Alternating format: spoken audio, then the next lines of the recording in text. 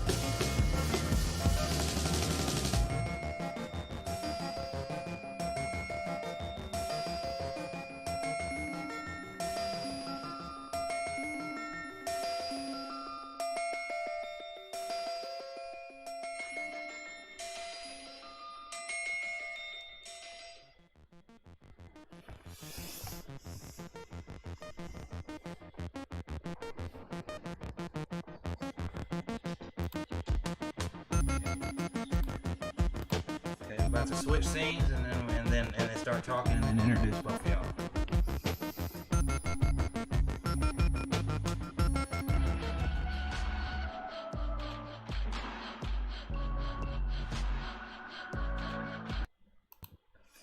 Hello everyone, yours truly, Chrislevi13. Hopefully you all are doing good because this is an epic episode 30 of the Vault 13 podcast. Didn't think I would ever get to 30 episodes in, but hey, we're here, we're doing it. We got a returning guest and a new guest. Two people that I support in the content that they create, and they're really supportive in the community, especially on Twitter and Twitch and all the different platforms. But anyway, I'm going to talk more about my excitement for this 30th episode and all that right before we get to the E3 discussion. But right now I want to introduce both of these guys right now. So 1UpJohn, why don't you introduce yourself, tell people who you are and what you're about. Hello, I'm Johnny, go take it out. all right. I'm 1UpJohn. I'm a affiliate streamer on Twitch, and I upload my VODs onto YouTube about 24 hours later. I'm a retro gamer. I play all different stuff. My favorite console is NES, so I focus mostly on NES because I got my brand new EverDrive. I've been playing that a lot.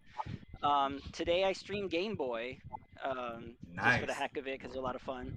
And yeah, so I want to thank Chris for inviting me. And yeah. Yeah, cool. So yeah, glad to have you here, man. VG Mobster, tell everybody who you are. Everybody's the VG Mobster here. Been a little bit of a lowdown move just because I have moved to a new house, but now I'm getting settled in and I'm ready to jump back in the community with my boy Chris, 1UpJohn, and all the Mobsters out there. So again, thank you for having me, man. I'm so pumped for E3. I'm ready to talk about it. I'm ready to give my bold predictions and hear the likes and the dislikes in the chat and just engage with this community that I love so much, man. Hell yeah, man. Same here, man. I'm glad to have both of y'all here for episode 30 of the Vault 13 podcast. Didn't ever think I was going to get here. Man. That's awesome. Yeah, I didn't ever think I was going to get here and all that, but for everybody supporting this, and whenever I had some struggles personally and all that, and I go live and I talk about it, people are like, hey, I want to see more of it. To be here and do that and to have people want to be a guest on it, really means the world to me. And also to see the stuff that y'all do, you're like, BG Mobster, I see him every day on Twitter shouting people out, tweeting stuff out there all the time. 1UpJohn, if I go on to somebody I know that's doing something on Twitch, if he's not streaming, he's in the stream, chatting it up, man, having a good time. Yep. So to start things off, hello to everybody in the chat. If y'all want to chat with us, I'll look at the chat periodically because I have to look at it on my phone to do this and all that. Because I don't have two PCs set up, but periodically I'll look at it and everything like that and shout y'all out. And if y'all want to ask any questions or give any E3 hype that y'all got, feel free right there. But the first question I want to ask to both of y'all, and I'll also give an answer before we get into E3 2021, was there ever a moment in E3 history that like you saw like a game that like you really jaw dropped you, or a moment that you saw at E3 that you remember, hey, I watched it in 2017 or this year when I saw Breath of the Wild drop, or I saw this Metroid game drop, that really like was like a moment where you're like, wow. For either of y'all?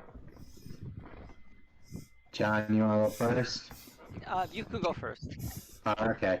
Well, dude, see, I gotta say, like, recently, it was when Miyamoto came out with the arm cannon for Mario and Rabbids at the Ubisoft. That was dope. That was really cool. Didn't see that coming, and it just, like, blew me away. And then the game ended up being so awesome. And that's actually going to be part of my prediction video here. So I'm going to go into that. But I think my all-time favorite moment was Miyamoto with the Master Sword for Twilight Princess. I mean, that just, like, that was probably, like, the greatest E3 moment of all time for me.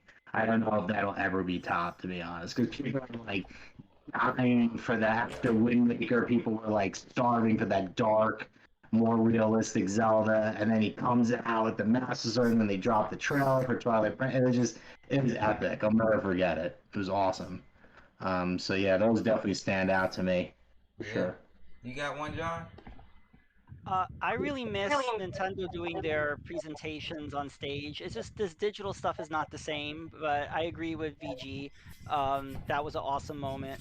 I thought it was great when he first showed Skyward Sword and there was like interference with a Wiimote or something, and so he was like blaming other people and other things, but it's like, I think it was just that the game wasn't working, but that was really funny. The Wii Music stuff, which has become like a meme, I thought that was funny. When they unveiled like the 3DS, when they unveiled hardware, I think that was the most amazing moment because that was the first time we all got to see it. So those are moments, and yeah, definitely the reveal of Twilight Princess, that tech demo. I still look at that every now and again because it just looks so good. Twilight Princess didn't exactly come out looking like that. I do hope we get a Zelda that looks exactly like that tech demo at some point. Yeah, man. Yeah, man. And I gotta say, for me personally, like obviously Breath of the Wild. Whenever I saw all that stuff that they were showing at E3, they started dropping stuff for Breath of the Wild, and I'm just like jaw dropping because I'm looking at it and I'm like, this is like, I'm not the biggest Breath of the Wild Zelda fan. I haven't played all the games, but when you see like that and you're seeing Zelda in this big open world and doing all the stuff and having the glider, and I'm just like, that's the evolution of Zelda going, into an open world, and it's like, wow, what all is in that world? And then you go play it and you're seeing everything, and it's amazing. That initial trailer they dropped is one of the greatest trailers, period, ever. For any video game, in my opinion. The Breath of the Wild trailer, just everything clicked with it. It was just so good. Yeah. It was amazing. And another one that sticks out to me personally is one of my favorite games of all time is Kingdom Hearts. Like for years we thought, Kingdom Hearts 3 is never going to come out. People for 5, 10, almost 15 years. It's like, no, that game's never coming out. He's not making it. He's working on all the Final Fantasy games. He's doing all this other stuff. And then they started having the rumors pile up on Final Fantasy 7 Remake that they're supposed to be on the PS3 is finally going to come out. Well, I was like, okay, that's gonna come out. Okay, well, where's the Kingdom Hearts stuff? He still said he's working on something Kingdom Hearts. We get a mobile game, and then they have that E3 where they show footage of it at Xbox, PlayStation, and Square's event, all little different footages of it. And I'm just like, dang, they went hard for that game. It wasn't the greatest game in the world. I give it like an 8 out of 10, but still, I enjoyed that. And then it was a moment that when you see those characters, because I love Pixar, I love those games, and whenever I was little, cool. It was. Yeah, on PS2, cool. I played through Kingdom Hearts 1 and 2 probably 3-4 times each, and it's just like when I saw that, I was like, woo. That's probably my longest stream as well. If anybody ever saw me when I was streaming on YouTube before I started messing around with Twitch, man, I streamed an 8-hour stream just to beat the last part of that game. Woo. Wow. Yeah. Crazy. Yeah, but how is everybody doing in the chat? How's that VC? We got VC in the chat. Carl Rocco. 100% click. Yeah, buddy. Yeah, we got Scooter up in here. We got, see, 1UpJohn's chatting with people in the chat. Cool stuff, man. Y'all can share the stream out. Y'all can ask questions, all that cool stuff, because we're here to talk about E3 2021. Last year, we didn't get an E3. We were going through a pandemic, and all the events that we got were, hey, here's more Nintendo Directs, but they were very sparse last year. PlayStation it's been the last couple of years. We're not doing E3 anymore. We're doing our own thing. Xbox started doing their XO event again, and then even though they're still with E3, they still got XO, and they're more focused on that. And it's like, man, you didn't get a traditional E3. But this year, it's in the virtual sense, so it's going to be streaming on all the platforms that we obviously all watch day by day. And it's a little different because you're not going to get the crowd reaction of when they're like, hey, Halo or whatever they do for Zelda could come out there and show it, and you hear the crowd scream and everything like that, and you're not going to get the behind the scenes of, oh, what's the booth look like? Because this year being the anniversary for like Pokemon and Zelda, I would imagine they would have you enter into something like the forest or something like that, and then it'd be like Nintendo's area, and then you'd see like some of the Pokemon in there just to celebrate Pokemon as well. But so how do y'all feel about it initially before we break down each event and everything like that, it going from being what it traditionally was to being a virtual one this year, and hopefully next year, because we've heard the Game Awards as of today are going to have fans at it. Maybe next year E3 can have fans at it. But how do y'all feel about these virtual events? Should I go first? You want to go first? It don't matter who goes first. Y'all, it's a good conversation. Wherever the conversation goes. Well, I think the virtual events are better than nothing. I mean, I prefer the live crowd. I prefer just watching the event go on. And so now we just got almost like a bunch of trailers, just shadow dropping on Twitter. And also, like, I noticed a lot of stuff gets announced like weeks after E3, and I'm like, why wasn't that announced at E3? Yeah. So I kind of wish. So we'll see how this year goes, but I kind of hope that things are just better organized and everything kind of comes out in one time. But we'll see. But I'm hyped, and yeah, VG.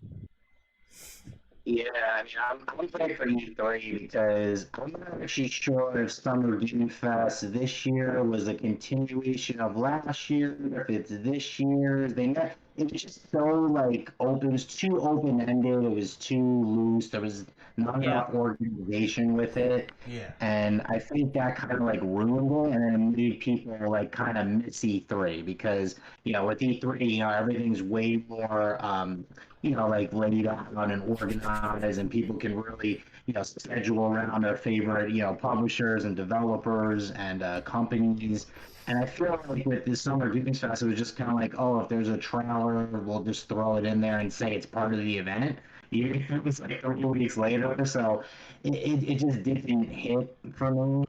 So I'm really excited for, more of a traditional sense, even if it's, I mean, I am going to miss like the booth displays, especially this year. They probably, with the Zelda 35th anniversary, they probably would have went all out with Zelda in their booth, which would have been awesome to see. And last year, it would have been Mario. So maybe it would have been like New Donk City, like all out or something. I don't know, but it would have been.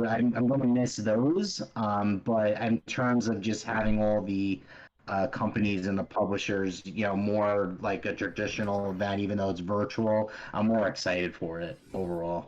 Yeah, same here. And to hit on the Summer Game Fest, which started today, and basically it's tied into some of the stuff with around E3. Like you're gonna get it's tied into the Ubisoft event.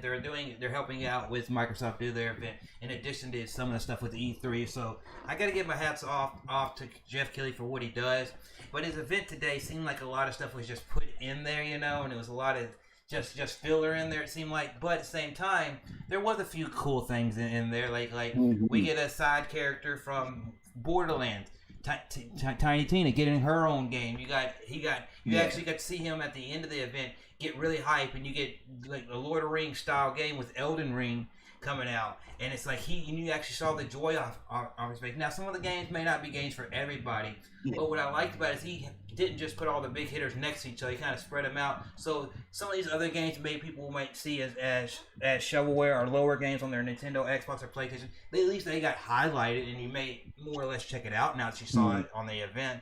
But with E3, it's always been just more formatted because hey, Xbox is showing this. There's going to be their first parties, and then if they're really pushing something with like a third-party developer, they're going to sit there and say, hey, we want the advertisement, we want to push you, we want to help make sure that game sells well on our platform. Come show your game if they don't have their own event at our event, And but the only thing that I have, Elden Ring was a big drop, though. Like that was a big drop. Yeah. Okay? I mean, you got to give Keighley credit for that because people have been clamoring for that game. I mean, I know just feeling the Twitterverse hype on it. Even when it just got announced, and then to finally have that was a big get for him for sure. For that event, So I give him props for that, if anything. Yep, he has something up his sleeve all the time. You never know because you see the Game Awards a few years ago. Y'all probably saw it when right before Reggie retired. He had Reggie, the guy from PlayStation, and Phil up there on stage. And I don't think anybody else would have got that. No. And then, I mean, to get Bayonetta 3 dropped that year, I mean, I'm still waiting for it. So hopefully it's this year. I'm hoping, but yeah. I mean, it was exciting. I mean, I respect he was elevating, game award shows and making them bigger, more grand and stuff than they've been before. Yeah. But I mean, I feel like there's a place for the Game Awards, which he's doing, and now I think people are ready for E3 this year after the absentee last year. Yeah, because after the absentee last year, you just kind of look at it, and you're just you get hyped for all these games, and obviously, you see why they released all these announcements in the summer, because they release them in summer, they can get the sales in the fall into the winter holiday season, or if they say it's not released, and then they release it in January, February, March, and they get it like the end of their physical year, and then you see them come back around. Hey, boom, But as far as E3 goes, we got a lot of cool events coming. You got all these different developers doing their events. You got technically on the first day of the event, it's June 12th through the 15th. On the first day, they got Ubisoft doing their Forward event. And I'm just going to go kind of chronologically through it. I'm not going to give specific times because we all live in different time zones, but it's supposed to be on that time. But so they're supposed to show more of Far Cry 6, maybe some Rainbow Six Parasite. It's supposed to be called something different, but then a pandemic happened. They could change the name. And then they also say that they might on the site that I'm looking at right here, they also say they might show a little bit of Skull and Bones or Beyond Good and Evil 2. And those are two games that they haven't really said much about since they showed footage of them. They Skull and Bones has just been delay after delay, and the other one it's kind of been quiet. So as far as Ubisoft goes, if y'all play any of the games, anything y'all looking forward from Ubisoft? VG, you can go. Okay. Well, seriously, if Beyond Good and Evil 2 can finally get an update here, it'd be nice. I mean, they mentioned the game, everybody was so excited, and then it went blank again. You know what I mean? It went through the same cycle that got people pissed off to start with. So Beyond Good and Evil 2 would be great to get another update trailer on it. Kind of reassure the fans of the original, because it's a cult classic. It's got a cult following. Yes. That series. So I really hope that they do that. I'm assuming they're going to have some sort of Assassin's Creed announcement. Something, one of their, open world games that Ubisoft just loves to churn out so quickly. Yeah. But for me, like the thing I'm really looking forward to, like I alluded to in the intros, Mario Rabbids 2. I think it's time, man. I think it's time. The game is one of the most successful third-party games on the Switch. I feel like they nailed the art style for it. The gameplay was great. It was such a unique mashup, and it was really well received everywhere. And then and then Ubisoft was able to get DLC out of it too. I feel like that game is just ready now, and I feel like they've kind of like once they saw the initial sales, Ubisoft dollar, if it makes dollars, it makes sense. Yeah. They just started going with it. And I really think we're going to see that. I think we're going to see that or some sort of Nintendo collaboration, but I think that's going to be it, honestly. Yeah, I mean, just to hit off what you said, I'd like to see a Mario Rabbids 2, or maybe Nintendo gives them the right and they make the full-fledged Star Fox game, because they already used Star Fox for the Nintendo version of the game, of that one game. Okay. Name's not coming to you. Man, you're playing my heart here. You're playing my heart. I love that series so much. I would love them to give the keys to Ubisoft. I feel like with Starlink, they did do a really good job with it, and especially like putting that much focus on the Star Fox content. I don't know. I just don't know if Nintendo's ready to roll it out again. But if they do, I'm down. I'm totally down for it. Yeah. Mm-hmm. You got anything to say about Ubisoft 1UpJohn? I think it's interesting how Nintendo really trusts Ubisoft. I mean, first you had the Mario and Rabbids, and then you had the Star Fox thing. What was that game called? It was Star Force? I don't know what it was called. Starlink? Oh yeah, Starlink Battle for Atlas. I would love to see Ubisoft make a Metroid game. Like, why not? Like, it doesn't have to be we got the Metroid Prime 4 that's being worked on. Why not just let them see what they can do? Maybe we could have, like, it'll be like a Star Fox game, but you're in Samus's, like, spaceship and it's like a shooter. Like, I don't know. It just basically let them make something cool, something different with another IP from Nintendo. That's what I would like. Yeah, that would be cool. See, though, I would love that, because if you think about it, my favorite Ubisoft game ever is Rayman Legends. That's my favorite game that Ubisoft has made, period. If they gave them the keys to 2D Metroid, I wouldn't be mad about that, because they really do well with 2D platforms. They'd have to add like a Metroidvania style, most likely. Yeah. But I think they could really do that well, to be honest. Maybe not even the 3D Metroid, but to go with the 2D one that's been rumored, that would be awesome. Mm-hmm. What VSIP said makes a lot of sense. I never even thought of a Metroid RPG. But imagine if it was they could use the Child of Light engine. Imagine like almost like the artwork looking like hand painted, like that art style. But Metroid, that would be amazing. I would love that. Yeah, totally. Yeah, and they hit on one thing that I know they got their Far Cry 6 coming out, and that's going to be one of the big ones they're pushing. When you talk about Assassin's Creed, I feel like it's time, if they're going to do anything else with Valhalla, it's going to be time for, hey, here's the DLC coming out this fall, probably for it.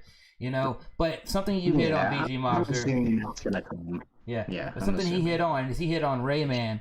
Maybe they don't do something with Nintendo. Maybe they bring back Rayman. They give him a full fleshed out 3D game or something after what they've done. Because I would love to see that character come back. He's an awesome character. I'm cool with him in Smash. I know a lot of people aren't, but I like Rayman in Smash, to be honest. Yeah, we haven't gotten a 3D Rayman, right? Everything's been side-scrolling.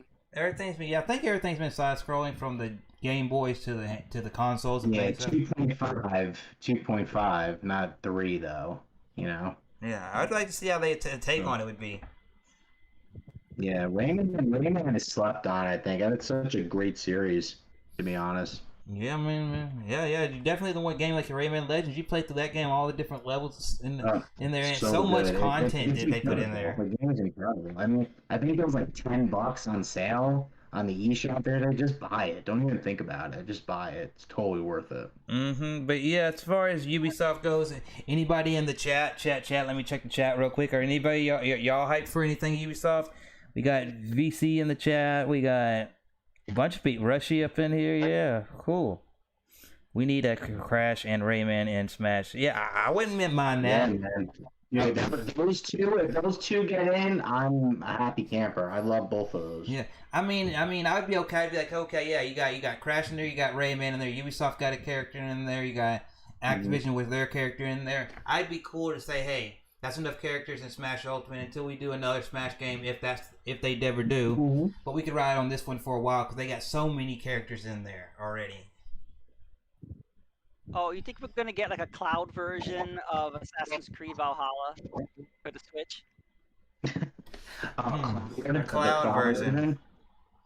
They did a Odyssey in Japan, right? The cloud version in Japan. Only. Yeah, they did a cloud version of Odyssey, and then they also did a cloud version of Resident Evil 7 for the Switch over there. And then earlier so that never came out here, right? Or did it? I don't think it came out here, but some people like tried to get into their Japanese accounts and play it here, and it was struggling because the server was over there maybe. But I know that here they did release. I don't know what studio does the game, but Hitman, that game right there was released here versus via cloud version for the Switch. Yeah, Square Enix, right? Square Enix does Rayman now. Hitman. Sorry, Rayman, Hitman. Control is released by Square Enix, right? Yeah. No, Control was released by Remedy Studios, the ones that did can't think of the name of the game back on the 360 that everybody like Alan Wake and all that. Okay, yeah, that had a cloud version on the Switch. I don't know how that runs. What's up, everybody? Thank y'all for being here once again. We do not need any cloud or digital only releases. Yeah, I agree with that, Carl. I don't like them either, but they may pop up. Look. Okay, everybody says that. Okay, but if Resident Evil 2 remake dropped in the cloud, if Final Fantasy 7 remake dropped in the cloud, I want to see if they still say the same thing. I'm just saying. If that's the only way they can get on. It's an option. You don't have to get it, but it's an option for people that are only one console owners. So, don't do it until it happens. That's all I'm saying. Yeah. So that basically is. What do you got to say, John? No, I was just laughing at a lot of people just anti-cloud. I think the main reason why is because the internet connections are not great here in the United States compared to the rest of the world. Yeah. I think cloud versions work better in Japan. They have a better network over there. And so I think that's why people are very anti-cloud. And also it's like people want to own their games. We're game collectors. Once the servers are shut off, you paid $60 for a game that you can no longer have access to. So there's a lot of kind of anti-consumerism with cloud gaming. Yeah. So I mean, of course, but at the same time, you just don't have to buy it then. I'd rather have the option for the people that want to. And then if you don't want to buy it, just buy it on me. I'll buy those games I'm going to buy on PC instead of the Switch. But, if you're only a Switch owner, which I know a lot of my Twitter followers only have Switch, at least it gives them an option. That's all I'm saying. Yeah. I think it's true, and also it shows the market is not really wanting that. I mean, look at Stadia. Stadia is not doing so well. I mean, you see Stadia. The market doesn't really want that. Yeah, because you see, like he said, Stadia right there. You see it, and they're kind of flattering. They even stopped making their studios. They're only doing third-party games, I think, right now on it. And then you see Amazon has their thing, but they're not even really promoting it, because even if you look at Summer Gun Fest, what is Amazon doing? They're promoting their Prime Gaming, which is third-party games that they're giving away to you and assets to these little free-to-play games. Is and Google stuff. and Amazon going to be at E3?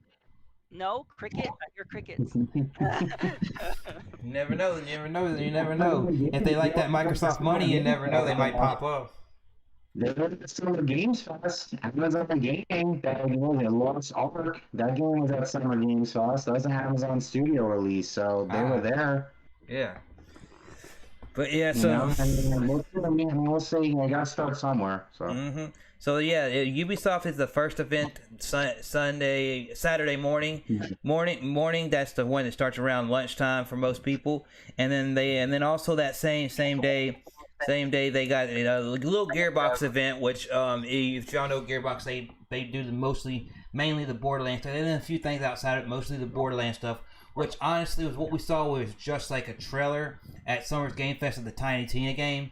I feel like if that game's releasing within the next year, this Gearbox event will show the full like gameplay of the game, because they said they're adding in less of what they used to, but like spells and all these different things into it, and it's focusing around some of the other things that you've seen in the games and not just a looting aspect. So I'm wondering to see how they're going to really do that. Yeah. And then we. Yeah, I mean, yeah, I think what you're saying. I agree with you, Chris. I think for the Gearbox show, they're gonna do a blowout of what they announced today. Just could go more in depth. Maybe do go over some of the mechanics more in depth gameplay. Just kind of go more in depth on that, because I think that's a hype announcement for them. I think they really want to like pump that up. Start the marketing train on that. Yep. And then also the other event they got on June, which is more or less not in E3. It's more tied to the Summer's Game Fest, but it's always an event where they have a spectacle and they like to make fun of companies and all this. Y'all may know who I'm talking about. Devolver Digital. You know how when they start their stuff up, it's a kind of a joke at the same time, but they do always have to have a few announcements here. So I just want to let anybody in the chat. That's one that I may stream and just kind of see what jokes they put out there and everything like that.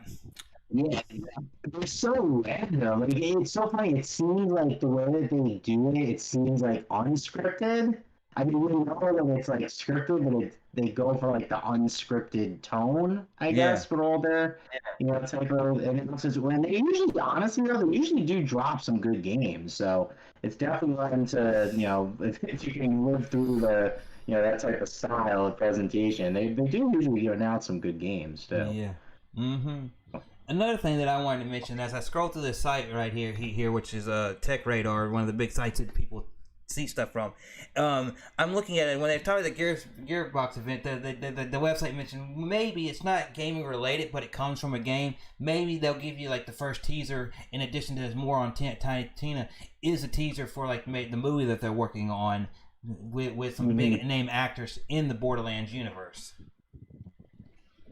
Like kind of cross promote a franchise in a different lane, like either a movie or like a Netflix show or something. I could see that happening too, like kind of trying to build off the hype of that and then use it to piggyback into another series to go more into the lore and the establish the environment and such of the game. Yep. So that's pretty much what's happening Saturday, which is only like 2 days from now. That stuff would already have happened, and we'd be so fast. Yeah, and we're like 2 days from now. You can see us in live streams on Twitter and Instagram, Discord, talking about all this. Like what did you see how Ubisoft? Oh, that was disappointing. Or hey, I like that. Anything y'all got to comment on? Anything that y'all seen that's gonna happen Saturday before we move on to Sunday and the big Xbox and Bethesda showcase? Because I know we all can talk about that for a minute. Yeah. I think I'm good on those. I think I drop what I think that I'm like anticipating for those. I mean, I don't know about you, John, but I think I'm good to go into Xbox. I'm just really fascinated by the idea of that we used to have like an Xbox presentation and a Bethesda's presentation, and now we're getting it combined. I find that really interesting. I think there's going to be a lot of controversy over, is everything going to be Xbox exclusive? Are some things going to come out on both platforms? I think some games are going to be Xbox exclusive. I think some are going to be timed exclusive. I think Microsoft is not stupid. They're in this for the money. They're more about having Xbox as a service more than having exclusives. They want to have their games first on Game Pass. That's the most important. Then after that window is open, I think they don't care what's on. It could be on Switch, it could be on a cell phone. They don't care. So I think they're more into wanting stuff on Game Pass on day one. And after that, whatever. Like I think that's their main focus. Game Pass is their money maker. Yep. Yeah. Yeah. So That's their business model, man. That's what they've been doing. That's their bread and butter. You know, they want to be the Netflix of gaming. That's what they want to do. Yeah, I mean, they want to be the next level of gaming, and you can say that in one sense, it's a bad thing because it promotes a lot of digital, but at the same time, if you know, at the same time, if I was Xbox and I was like, okay, I'm promoting a lot of digital, well, why don't I give people like if they you know, maybe some deals on some games if they want to buy the game and have the game, maybe hey you played our Halo through Game Pass and you're doing Game Pass, but hey, if you want to give us a little deal, maybe say, hey, to buy the game, so you don't always have to be locked down to having Game Pass to buy the game. So, hey, I have Game Pass. They're giving me deal. They're selling this game. Hey, if you sell it because I have game, my profile says I have Game Pass. They're selling maybe $10 cheaper, kind of like when you go to Walmart for a Switch game, and they say, oh, well, I can go outright buy the game $60 physical or digital. But if I have Game Pass, if I sign in, if I show them that hey, I have Game Pass, they're give me $10-15 off this game. I might do that. But also, a lot of people use Game Pass as like a demo Yes. service because we used to have demos. We don't really have them as much anymore. And so you get to try out the game. And if you like it, you can buy it. Or you can just play it on Game Pass, you beat it, you move on. Yeah. I mean, some people are very disposable with their games. They breeze through it, they're on to the next thing. They don't have to physically own it. Yeah. But you don't have to use Game Pass that way. You can use it as a testing thing. And also, a lot of games coming out now are glitchy as heck. You know, it's like you don't know if the game's gonna And run another well, thing, so at least you play it on Game Pass and see if the game plays well. Another thing that I'll mention about Game Pass is that originally going in this generation, I had just an Xbox, right? And then I eventually got my PS4 and the Switch, and I got to meet a lot of y'all people that are here in the chat throughout the community on YouTube, Twitch, Twitter, all that.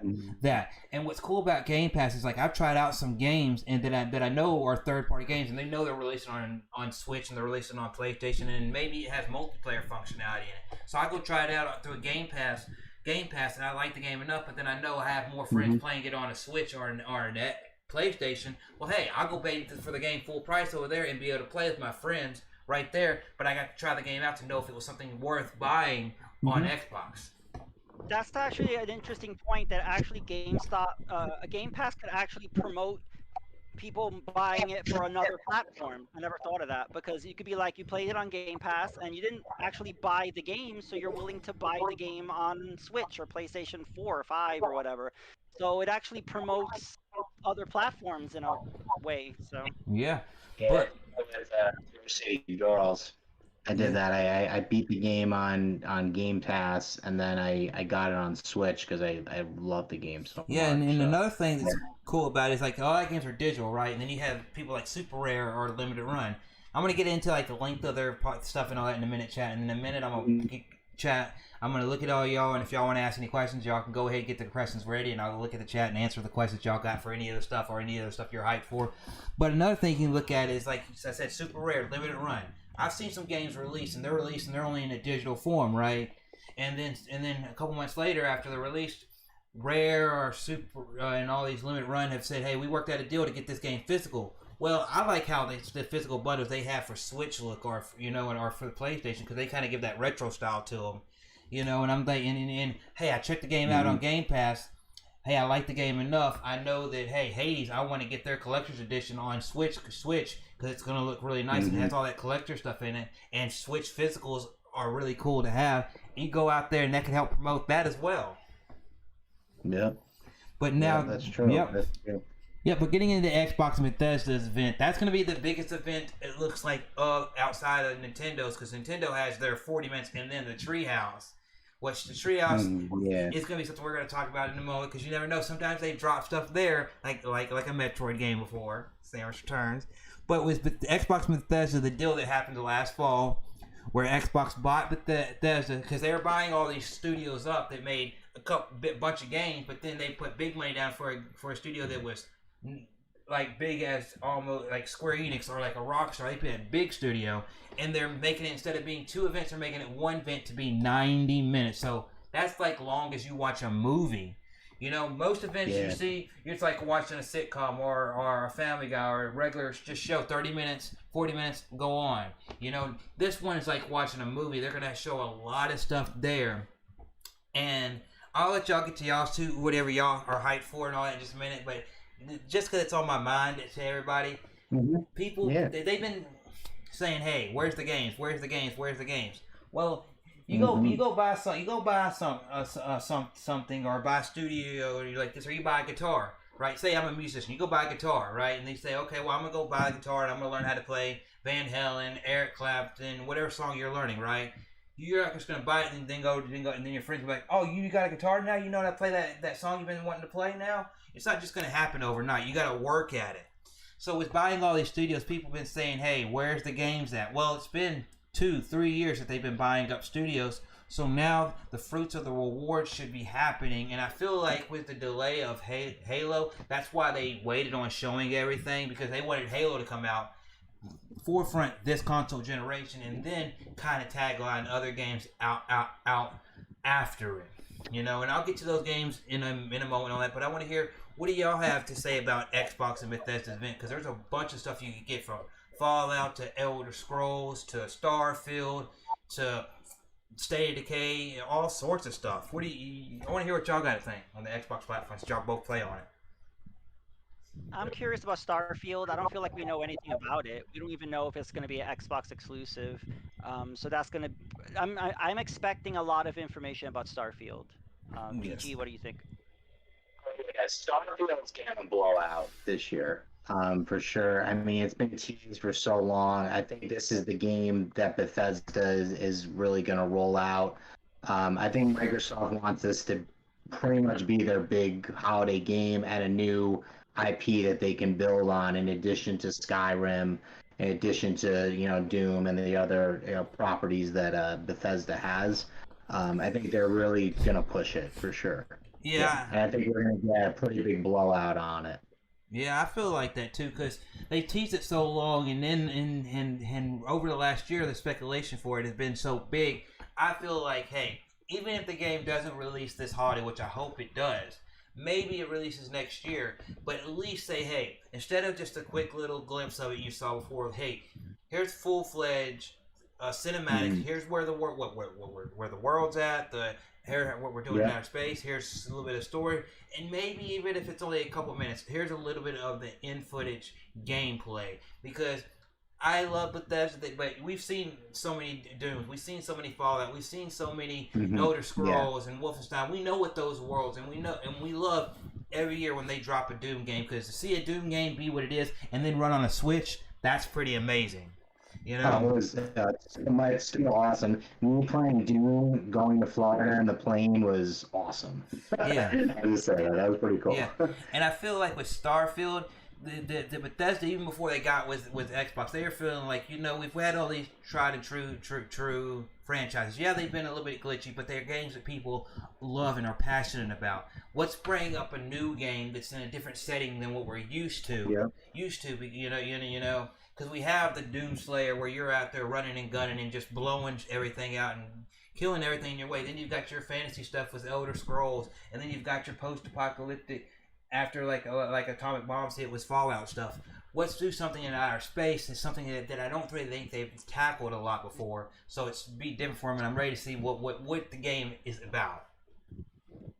Yeah, and I think too, because with their acquisition by Microsoft, I don't think people realize too that, I mean, this is good for Bethesda as well, because Microsoft's got, I mean, as close to unlimited resources as you can have. So they can really, I'm sure they're all in on this project with Bethesda, and they're going to support them and give them the money and the time, and if they need extra development teams to kind of come in and help. They're going to provide it to them. So I'm pretty excited for this game, especially, and like you said, I kind of want to, I mean, the only thing, I think the key thing for overall for Microsoft, I think they learned from last year that they can't do this year in this presentation, they can't have it all CG trailers. I think last time when they did their big presentation, it was too much of the CG trailers. They gotta mix in more solid gameplay for these games. You can mix in some CG sections, but don't make it the majority. I think that's something that the fans who are watching don't want to see. this time. I think we want to see a little bit more actual gameplay or in-engine footage, more so than like CG, story cutscenes to introduce the games. Yeah. Yeah, there was a big backlash against that. It'll be curious. Yeah. I'll be curious to see if they listen this time. Because did they listen that gamers want actual gameplay footage, or are they just gonna ignore it and we're gonna get more cinematic trailers? Yeah. Yeah, I mean, there's no excuse at this point. I mean, we've had enough time, I feel, with all these studios they've acquired to give us a little more meat with these trailers, a little more substance with them, Yeah, personally. because I can take a CG trailer, because I'm going to segue this into talking more about some of the other games and the games outside of Starfield. I love a CG trailer, because when you see that CG trailer and you're seeing this world, it draws you in. These CG trailers, they used to not do them in the games. They used to, when you used to go in there, you used to get you used to watch G4. But it's come a YouTube channel. It used to be an actual TV channel for people in the early 2000s may not remember. And that's where Jeff Keighley and a lot of the people you see in the industry nowadays, that's where they came from. And before that, Jeff Keighley was helping with E3, but he got a bigger spotlighting into doing what he does now because of stuff like G4. But I don't mind the CG trailers, but they take a lot of what you see in a movie. They give you a lot of the good parts, but they give you just enough to make you want to go watch that movie. And that's what they do with these CG trailers. But then you're like, well, I see that, but what are we doing? What are we doing in this racing game? Or what are we doing in this Mario game? Or are we just Mario going around to these different worlds? Cool, but what's the difference? It's like Odyssey. They had, everybody's like, Odyssey, that hat looks weird, but then they finally showed him in the world throwing the hat and using it as his new power up, basically. And it's like, oh, that's his power up, but also his helper, his buddy in the game. Yeah. So with Microsoft, me personally being a longtime Microsoft fan, loving everything from Jade Empire to Halo to playing BioShock primarily on that platform and Borderlands primarily on that platform, is that with them, I feel like they learned last year. They halted showing a lot of things over the last year because of what happened with Halo. And then I want to hear what y'all got to think about that with Halo. But Halo, they showed it and it was like, okay, cool. Everybody's like hyped. Okay, we got a new grappling hook now. We got he's this open world aspect to it, and it's a new engine and all that. But then it kind of the gameplay, the way it looked, didn't look up to standards of some games that were releasing that year, especially by PlayStation. And it's like you're not looking just as good as Final Fantasy VII or Ghost of Tsushima or your competitors on the other platforms, and yet you want this game to be the forefront of the next generation. And they've been really quiet, only showing screenshots of it and little Windows Central little posts and all that about it. So hopefully this year when it comes to Halo, they drop, hey, open the show up, here's your CGI trailer in Halo, straight in, somewhere in that CGI trailer it breaks from him walking to gameplay. You see the HUD pop up on screen, he's out there shooting stuff, you see the updated graphics and everything like that, and then maybe somewhere in there it transitions to a little bit of the multiplayer, say, hey, here's this, and here's a tease and the beta for that new mode mysterious mode they said was going to be, because they did say there's going to be a bigger mode for what they've already done, but also a mysterious mode that they haven't really gave a lot of details to. So what do y'all want to see from Halo and all that? I'm just curious on what it looks like. Last time they showed Halo, it was looking a little rough. Yeah. I forgot I don't know who that enemy was, that monster face that became a meme, because everybody was like, look how rough this looks. It looks like first gen Xbox. From what I heard, that the team was having issues making it backwards compatible with Xbox One and making a Series X. They were having issues with that. I think because there was a big backlash or a lot of negativity, I think Microsoft kind of got on them, and I think that it's going to look cleaner. It's going to look better. I think they learned from this. They don't want negative PR. This is their baby. This is their brand. So I'm expecting something that is going to wow people. I think it's going to look way better than what we've seen previous. Oh yeah, it's going to look way better, and I think the other thing we have to do is, I feel like the pacing of that gameplay last time was also not good. I feel like they have to pace this gameplay where it's a little more rapid fire, but you're still showing the mechanics in an exciting fashion. I feel like I know obviously those visuals are not great to just kind of look at for a long time anyway, so it kind of like backfired that they did that. But I think the way that the trailer or this gameplay is going to be displayed to the public for Halo, and I feel like too just showing like the new features, like the new modes for multiplayer. Um, showing how this game is creating its own identity and how it's going to have longevity and how people online are really going to, make this, part of their routine again. Xbox fans, I mean, I know in college, that's all my friends did. They just played Halo all day, every day, Like, to make it part of your life again, like this, that ecosystem and how this is going to draw those fans back in. I think that's what they have to do this time. Amen. With Halo. Because to segue off of what you say, since Halo 5 released, which was 2 years, which was in 2015, I believe, and that was 2 years into the cycle of the Xbox One, when that game looked pretty good. Now, obviously, you didn't play as Master Chief, which got them a lot of backlash because you only saw them tidbits here and there, and all that, and everything like that. When it comes to Halo, their cornerstone franchise, the gaming landscape since the last Halo, other than the Halo War games,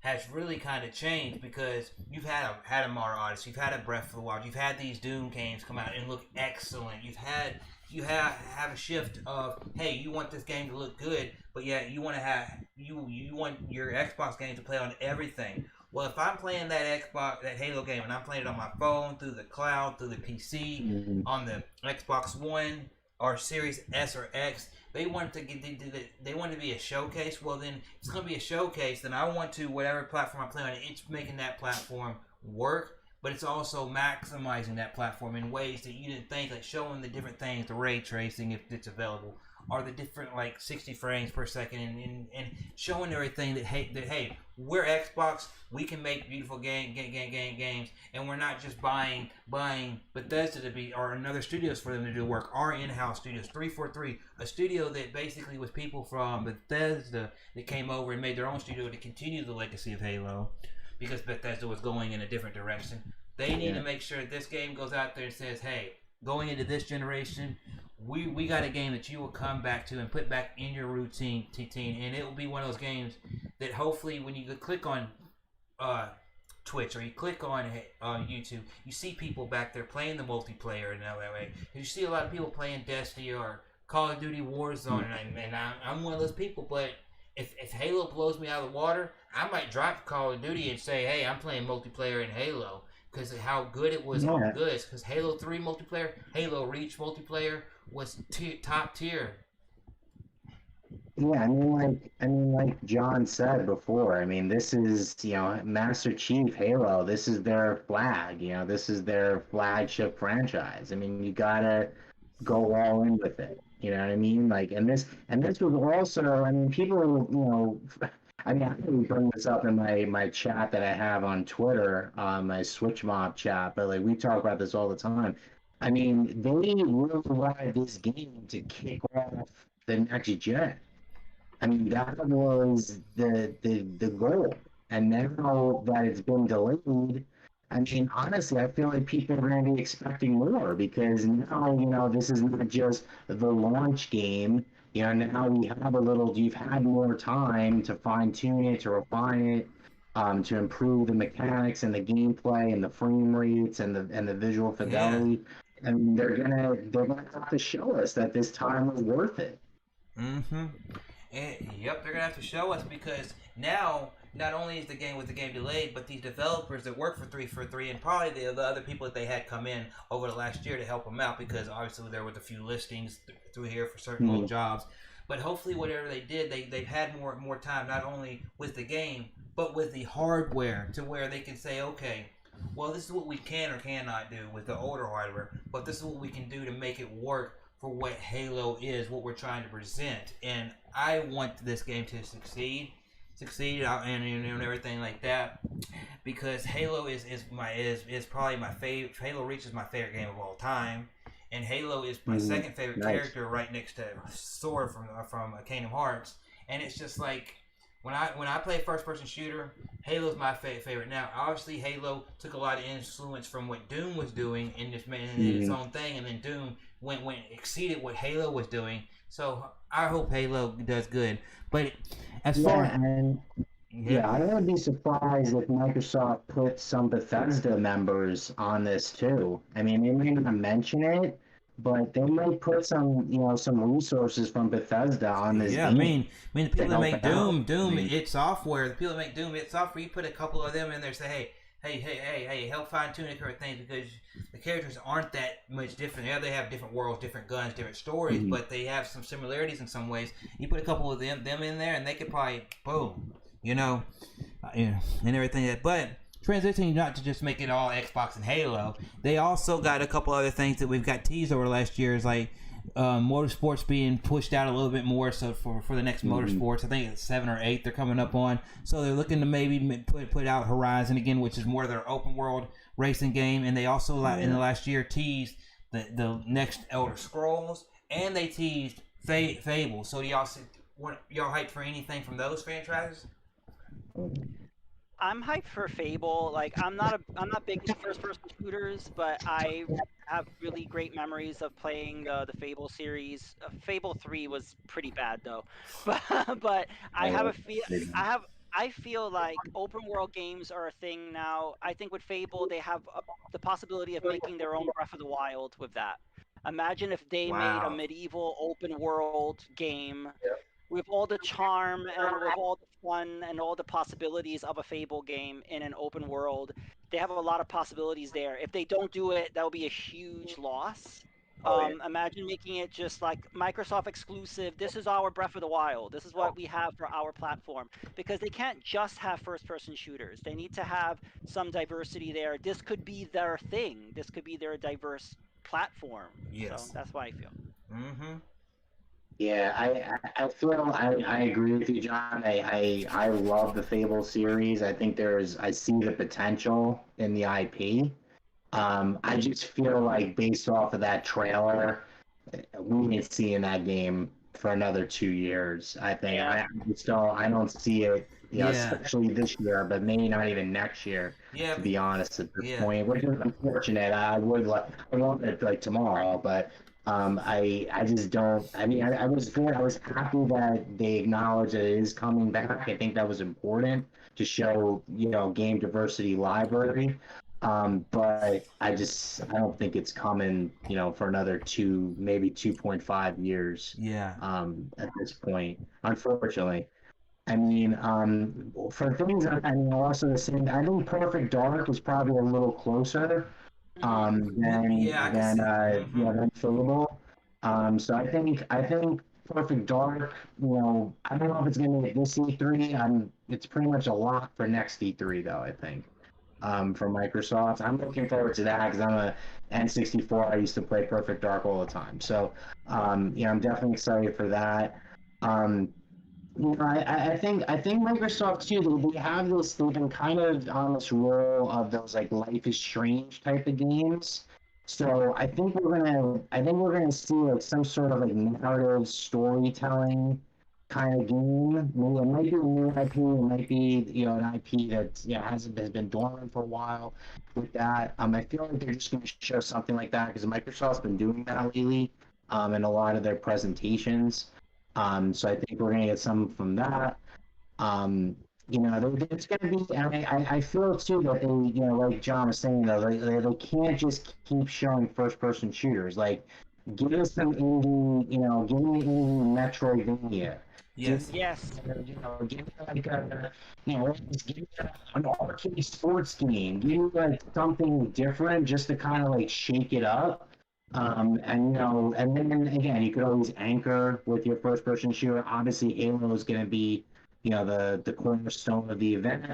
But I think because of Game Pass too, I feel like Microsoft is really in a good position to be able to offer a lot of these different experimental, kind of exciting, new idea type of games.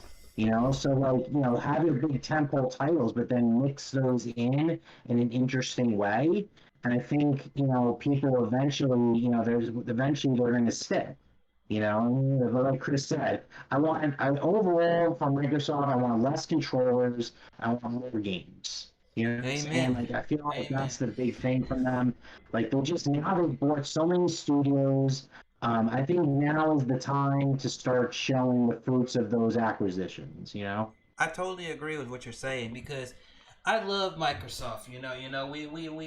But the thing about them was this whole last generation is that they had a lot of everybody criticized like you got all these IPs, but you're doing nothing with them. They bought Rare, you're doing nothing with them. You know, you did they Sea of Thieves, and Sea of Thieves went through the same thing as No Man's Sky. So initially it drops and it's not a great game, but now you play the game and there's tons of stuff to do in the game. And people were hating on Rare for that, but now Rare's actually doing a newer game I can't think of the name of it off the top of my head. Yeah, that's what you're talking about, though. They're the spirit, it's like a spiritual kind of like platformer type of game. I know what you're talking about. Yeah. But when they redo this, it's like, okay, I understand y'all you're good at your Gears of War, you're good at your Halo, and you're good at your racing game with Forza, Motorsports, and Horizon. Yeah. But you need to have something out of it because you got PlayStation over here doing these cinematic movie style games with God of War, Horizon, Ghoshima, all that, and they're knocking it out of the park. You got over here, you got Nintendo giving you every platformer and RPG, JRPG in the world, and they're doing good with it. What are you gonna do to pull a little bit from that? Because you can go on and you can go on to that Nintendo and play your Doom and play your first person shooter. You can go on to a PlayStation and play your first person shooter. But on Xbox, they need to sit there and make that little, hey, where's stuff at? Yeah, they bought the studio that does Psychonauts, so that will they keep that franchise going after the next one releases this year and make that maybe a platformer for them to really truly love and go. But what I do like is that they took some of the criticism to heart and they're actually, they haven't done a lot. They're actually taking some of the franchise they got and bringing it back. Fable, it was an older franchise. The studio went down and then they still had the IP. They're bringing it back. And they're using one of their top teams, Playground. That's why like the Forza Motorsports games take longer to make. Yeah. And then they're bringing back Perfect Dark. Move on that part, I think. Yeah, and they're bringing back some of the stuff, and it's like, and I'm looking at them last year on the shows, and I'm like, finally, you're bringing back some of your older stuff. Now, I can't wait for you just to say, hey, this is when it's dropping, even if it's for a little bit of ways into next year or next Christmas. At least you're kind of saying, hey, we're giving you release dates, we're giving you stuff like this, because I don't want to harp on them all day, because they probably heard it enough. And let's be real here. I mean, Xbox, since launch, they have no first party games. Yeah. I mean, they gotta. I'm sorry. Like, to me, like as a Nintendo, Nintendo and Sony fan as well.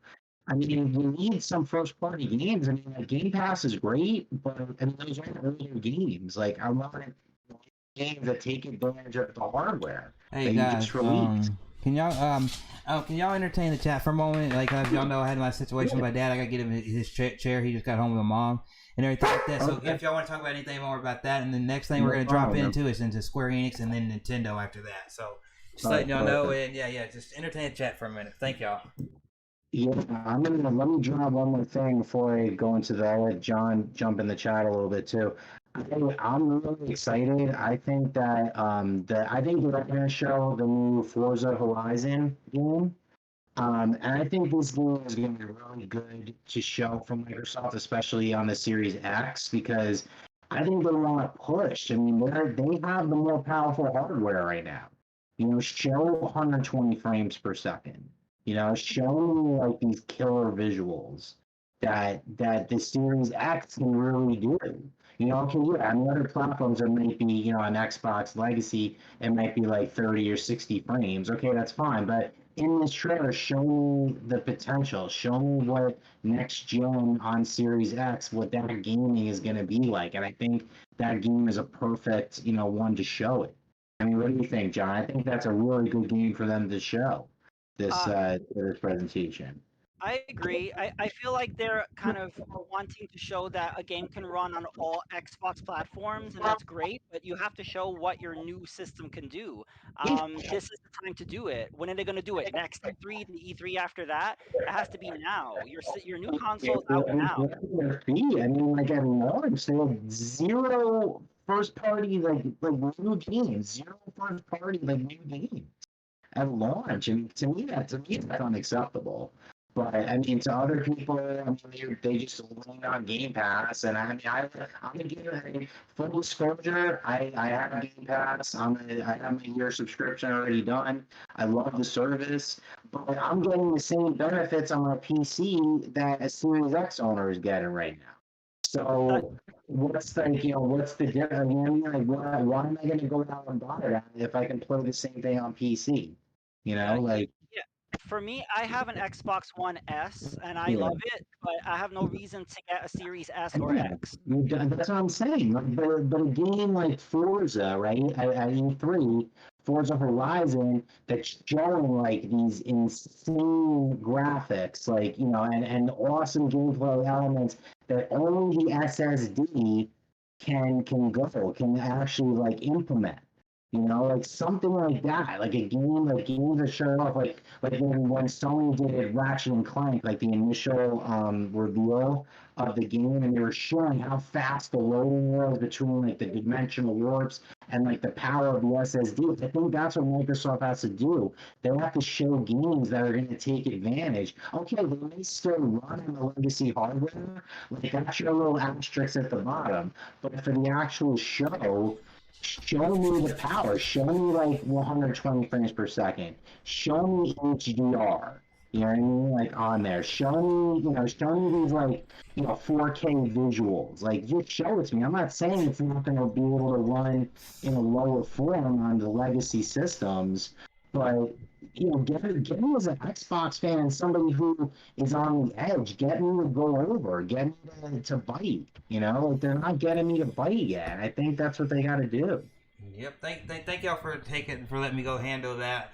He's Yeah, good to go, man, Yeah. and everything like that. I don't mean to sit there and pop up, but like I've let people know me getting back into content, and he enjoys me doing the content. It's just I gotta deal with that sometimes. Yep.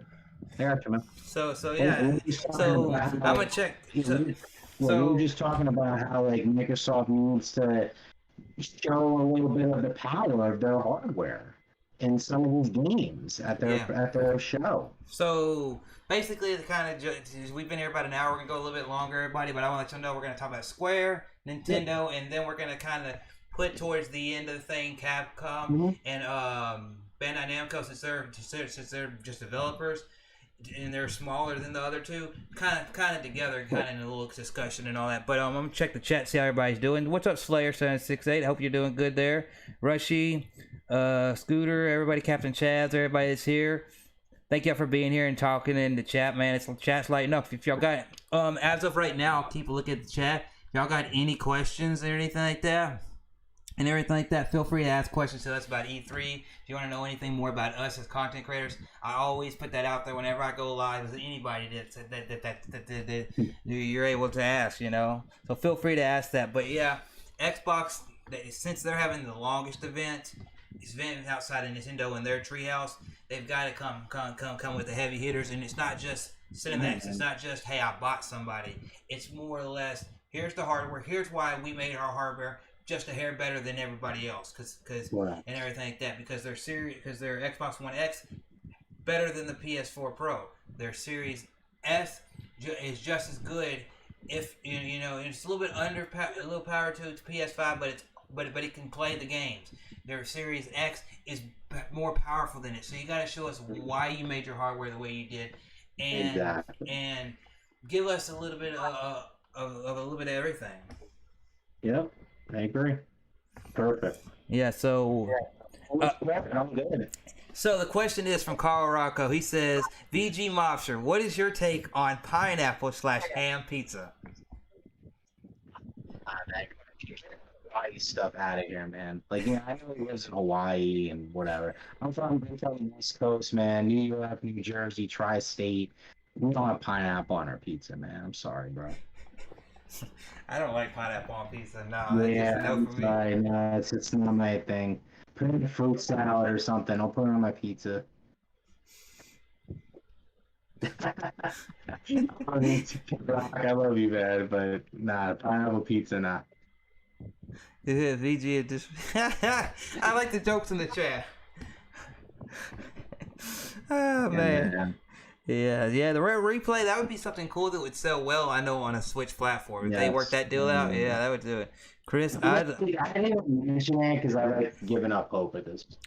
Scooter, make sure just to follow me on Twitter and everything like that, and come out to the streams. I stream right now 2 nights a week on YouTube, so I can have 2 pieces of content on Tuesdays and Thursdays on YouTube, and then the rest I've been doing on Twitch right there, having fun, meeting a lot of new faces and people like that. If you want to ever be on an episode, feel free to come in. We can interview you, or we can just set up a couple topics. Hey, this is topics we want to talk about, whether it's retro, modern, and we can do it. And if you don't want to do it live, I'm able to, like I told people, I'm able to still do it in a recorded format for you as well. But yeah, so yeah, that's cool, man, that you want to be on and everything. Thank you everybody for the 7 concurrent viewers. Let me see how many likes the stream has. But yeah, we got a good amount of likes on there, so thank you everybody for liking it up and being here. Oh, okay. Sorry about that. Sorry, if we already follow each other, man, we follow so many people, and sometimes you forget. But now going to the next event, since we spent a good majority on Xbox, but because their event deserves it, how big it is. You got old tried and true Square Enix, the studio that's been the big JRPG, big RPG, big Final Fantasy games, your Dragon Quest, and then they started in the last 10 years more getting more into with their Life is Strange series, their Western stuff. They just released Outriders and stuff like that, which is a decent game, more of a double A game, not a triple A game. But they are set to have, as it says right here, a 40-minute conference. And they're and people are looking for updates on Babylon Falls. Maybe they say anything more about Marvel's Avengers, which that game isn't doing so well. And they've got that big IP name on there. So yeah. And then there's rumors of a Marvel XCOM style game, and just maybe more info on that game you said last year for PlayStation, the first, because I bet you it's going to go everywhere, but Final Fantasy 16. Is there anything that you, as a fan of Square Enix, that either of y'all look forward to when you see the name Square Enix? You could go PG. Well, my dream scenario is a Chrono Trigger looking back in some sort of way. I know that I've kind of given up. I've kind of slowly not given up hope. I'm willing it into existence. I really want Chrono Trigger to come back and bring to a new audience. I think that's one of the greatest games of all time. I think it deserves way more, kind of respect and recognition and more games than in the series than Square Enix has brought.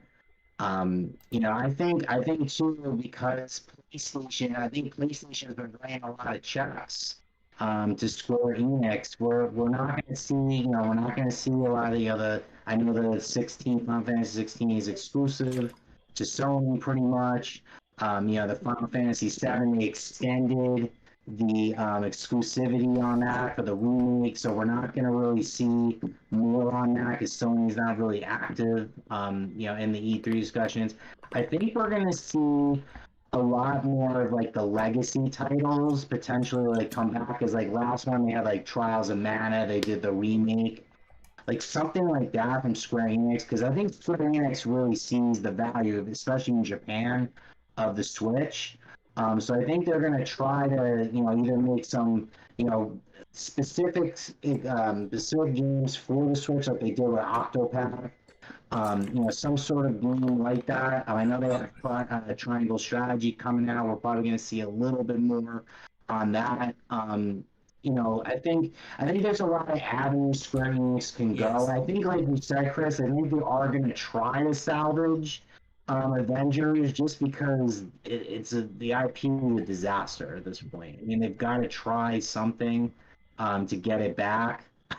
Maybe they're hoping for like a No Man's Sky type of deal here, where over time they can just keep pumping content out there and try to improve it to get their investment back. Because who knows how much they paid for the rights to use that IP. Yeah. So I think they're really going to try to push that again. And from there, Square Enix they have a lot of different, they're not afraid to make, new IPs as well. So I wouldn't be surprised if we see some new JRPGs announced as well, in addition to bringing back legacy titles, Yeah, and like man. it with a new fresh coat of paint or a different art style or something like that. I think that's what I'm expecting from Square Enix, and there's a lot of possibilities that can happen. So I think this is a show people shouldn't sleep on. I think you should watch this one. Yeah, yeah. Great points. Great points you put there. I mean, you think about it. They had their anniversary. There's another game that's had an anniversary this year is Tomb Raider, and they own the IP for Tomb Raider games. And the last couple that they've done have been very good games. So what are they doing with that? They're going to show more information about the collection that they said earlier this year that they're coming out with, and are they going to say, hey, not only addition that collection is going to get you hungry for the next installment in that series and everything like that.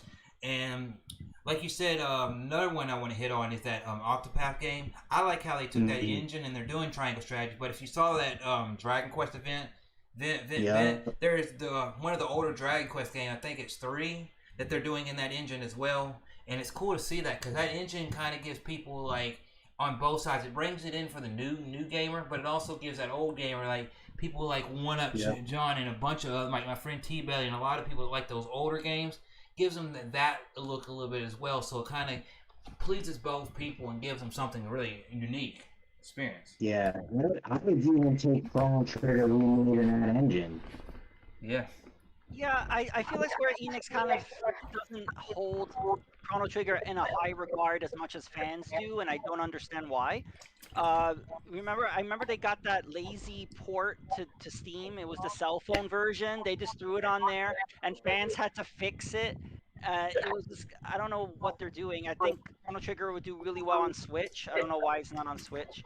They haven't made another one, a remake. I don't know. I feel like they're focusing mostly on Final Fantasy VII right now, and I feel like we're not going to get any kind of Chrono Trigger update until after that's over, because I feel like they'll want to make it some big budget AAA thing. And I don't even think fans want that. I think fans would like an Octopath looking remake, but I feel like they're just going to go off and make this gigantic like cinematic thing out of it.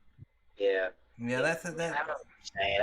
I just feel at this point, like you said, I feel like the Chrono Trigger fans, like, we don't even need the full remake like Final Fantasy VII style. I think we would even take a 2.5D like modernization of the classic, that plays well, that was faithful to the original, but with more modern quality of life improvements. I think that's all they need to do.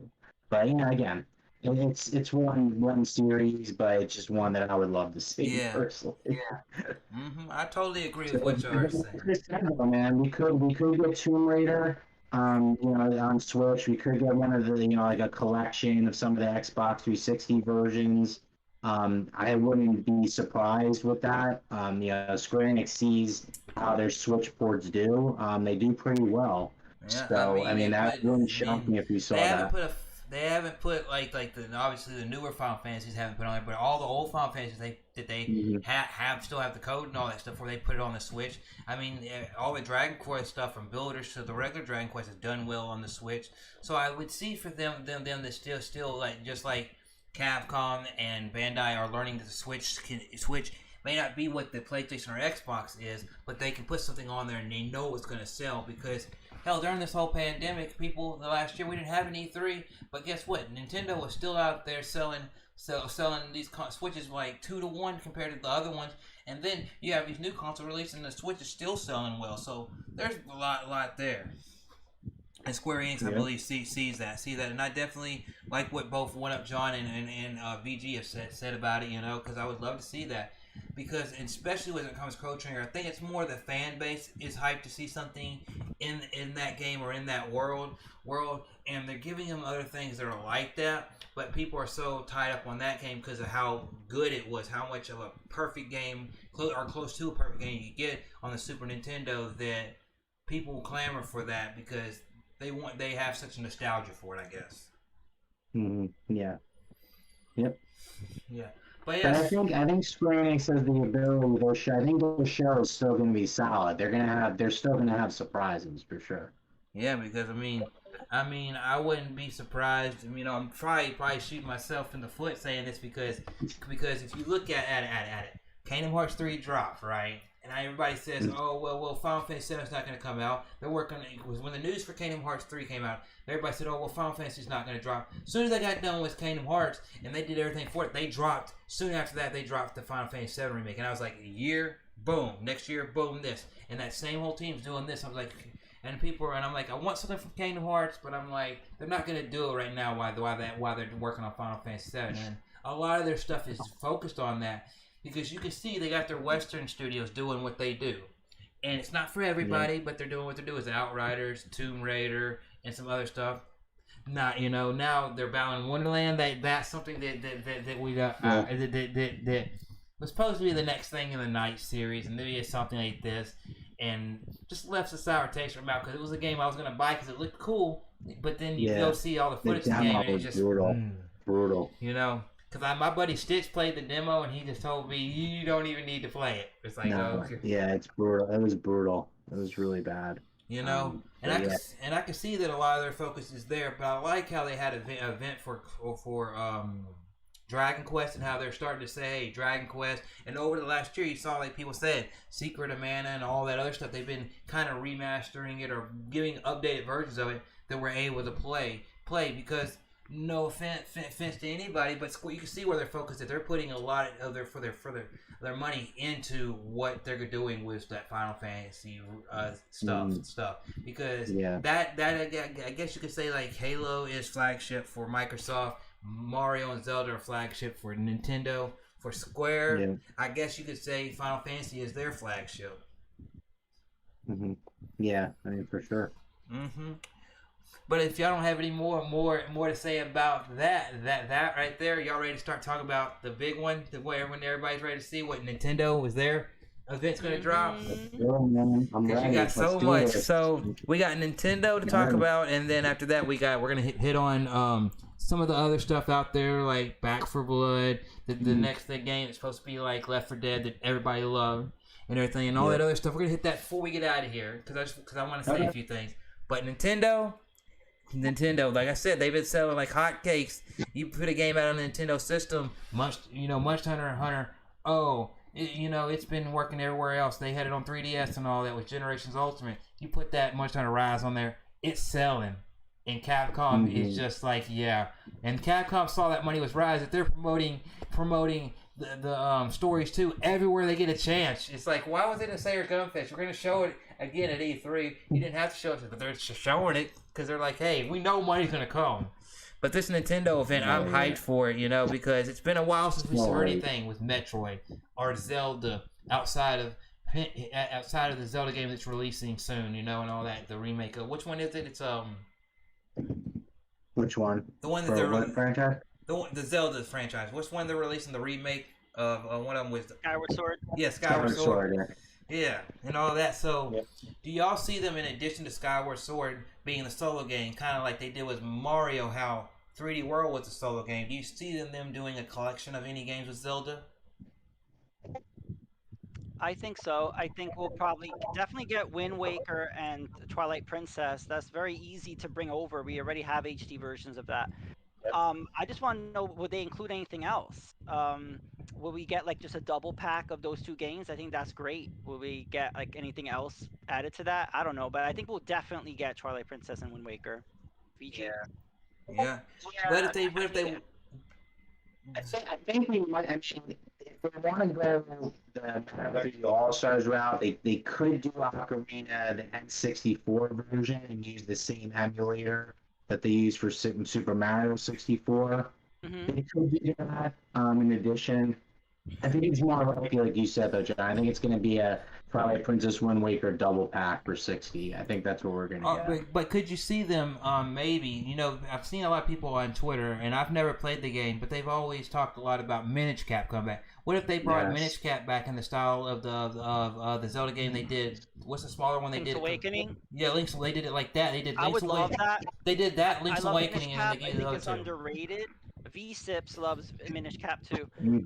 It's a great game. I love the the remake of Link's Awakening, that engine should be used for other games. I think it would look perfect for a Minish Cap remake. Because that'd be cool. You get two of the bigger games that are already HD put over. You put that one into that engine, and then you get 3 games right there. And it didn't take you a lot of work to do, but it's games that you know are going to sell. I could see them announcing the double pack of Twilight Princess and Wind Waker, and then teasing something like a Minish Cap remake, and something like that. I think is possible. Yeah, because if they do the double pack, you got to think about them. You know, they're all there for the profits. You know, if you think about it, they do that, they could have that maybe be their Zelda game for the fall like September, October, and then the Minish Cap could be like for the end of the year, kind of like they did with 3D. World, where it's at the end of the year, right before the physical year's over with Nintendo sales and all that, and that could be the game. Like, boom, you got your Zelda stuff. You got one at the beginning, you got one toward right there in your fall season, you got one towards the end of our physical year. It works. Let's get this out of the way right now. I'm thinking Breath of the Wild to March 2022. Oh. I want now. Yeah. Okay. If they, I don't think it's the holiday game. I think we're gonna get a really nice trailer, and we might actually even get a little bit of treehouse footage on it. Fingers crossed. I would love that. But I don't think it's the holiday game this year. Would shadow drop it? You could download it now. Okay, I got a question. And the internet would explode if that happened.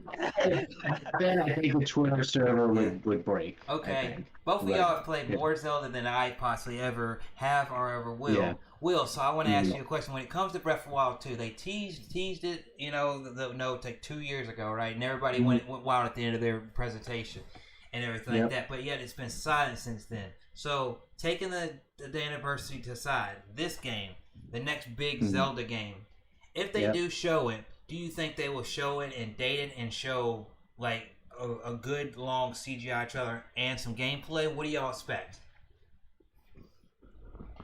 That's a good question. I could see an extended trailer. I don't know if we would see gameplay of it. I feel like we would just get a trailer. What do you think, VG? I think we're going to get a trailer that has gameplay in it, mixed in. But it's not going to be like, it's going to be quick cuts though. It's not going to be like lengthy sections. I think it's going to be like some CG like we got on the original reveal, but then we're going to have gameplay mixed in as well in the trailer. I think that's what we're going to get. Yeah, I can see that. I think it's not going to be like a 20-second. I think it's going to be meaty. I think it's going to be a full trailer though. For sure. I don't think we're just gonna get a little glimpse. I think it's gonna be people are gonna be satisfied with this trailer. I'm ready to see what they're doing because just to break it down a little bit because it's a fun conversation. I've seen that clip so many times. You see Zelda and Link walking down there, and then you see something of Ganon right there, the little skeleton thing pop up and move, and it's like, what is that? What version of Ganon is that? And then you're like thinking to yourself too. Yeah. At the same time, is Zelda playable this time? Because like. I'm thinking Breath of the Wild 2 is gonna be like the dark version of Breath of the Wild. I think there's gonna be the return of dungeons, like full dungeons in the actual thing. And I think these dungeons are gonna be under the Hyrule map. That's what I think. I think some of them are gonna be like underground. Some of the dungeons, and it's gonna be a way darker feel than the original Breath of the Wild. I think it's. I don't want to say it's gonna be like Majora's Mask, but it's gonna have a much darker tone. And I think the original trailer said that, and I think that's gonna carry through here as well. And I think that's how it's gonna separate itself from the original game. The original game was again, for the most part, until we got to like the castle area, it was very like airy and sunny and bright and everything. I think this is really going to be more, it's going to be a much darker tone, with like more, not just shrines. I think you're going to have, bigger dungeons in it. I mean, people were clamoring for the dungeon. I mean, people that I know, like my buddy T-Bellies, like people whenever I go see Player S, some in this chat, they're clamoring for the dungeon because they're like, we're fine with the Divine Beast, but people were telling me And you know, even Abaddon Smith and some of my other friends, when I was talking to them, like they said, if you play some of the older Zelda games, some of the dungeons there, they're actually better than what you got with the Divine, because the puzzles were more intricate and there's bigger and they're for sure. all these different things, and they're like, we even if they don't give us a ton of them, we want some of them back in some form in the next game. Exactly. I think they're going to show that in the trailer. I think it's going to be clear that it's not just going to be shrines. I think there are going to be some shrines, like mini dungeons, but I think there are going to be the return of full dungeons in this game. I'm pretty confident in that. Yeah, because it looks like from what they said, they're using that same world. But how much of that world are they going to expand on? Because maybe there's areas of that world that they didn't in Breath of the Wild show you. Because if you see that trailer, it flips everything over and it looks just darker. First thing there, but you know, but. So when you see that, are you going to be dropped in and once you come up to the top and you saw it, and because basically you probably see Ganon and baby you and Zelda and Link are running away from him, you know, because they're trying to figure out how after what I did he's still here, and then you get hints of some of the stuff maybe even, you know, from the game that released last year that had some of the characters in it, some of that stuff maybe thrown in there, sprinkled in there, and then you say okay, well you do all that. Give us a good solid release date. If it's going to be released in the next year, I feel like that's going to be their anchor to maybe put it at the end of the year, kind of like they did with. I think we're getting 2022. Yeah. Because I feel I like think we're just getting 2022. That's what I think. I mean, look at what's it called? Look at Arceus. The same thing. You know, they were like 2022, and now you know it's January. You know, just because we say 2022, that doesn't mean it has to be far away. I'm thinking around March. That's my guess on it. I could see. If it doesn't come out this holiday season, what's going to be their big holiday game? Well. The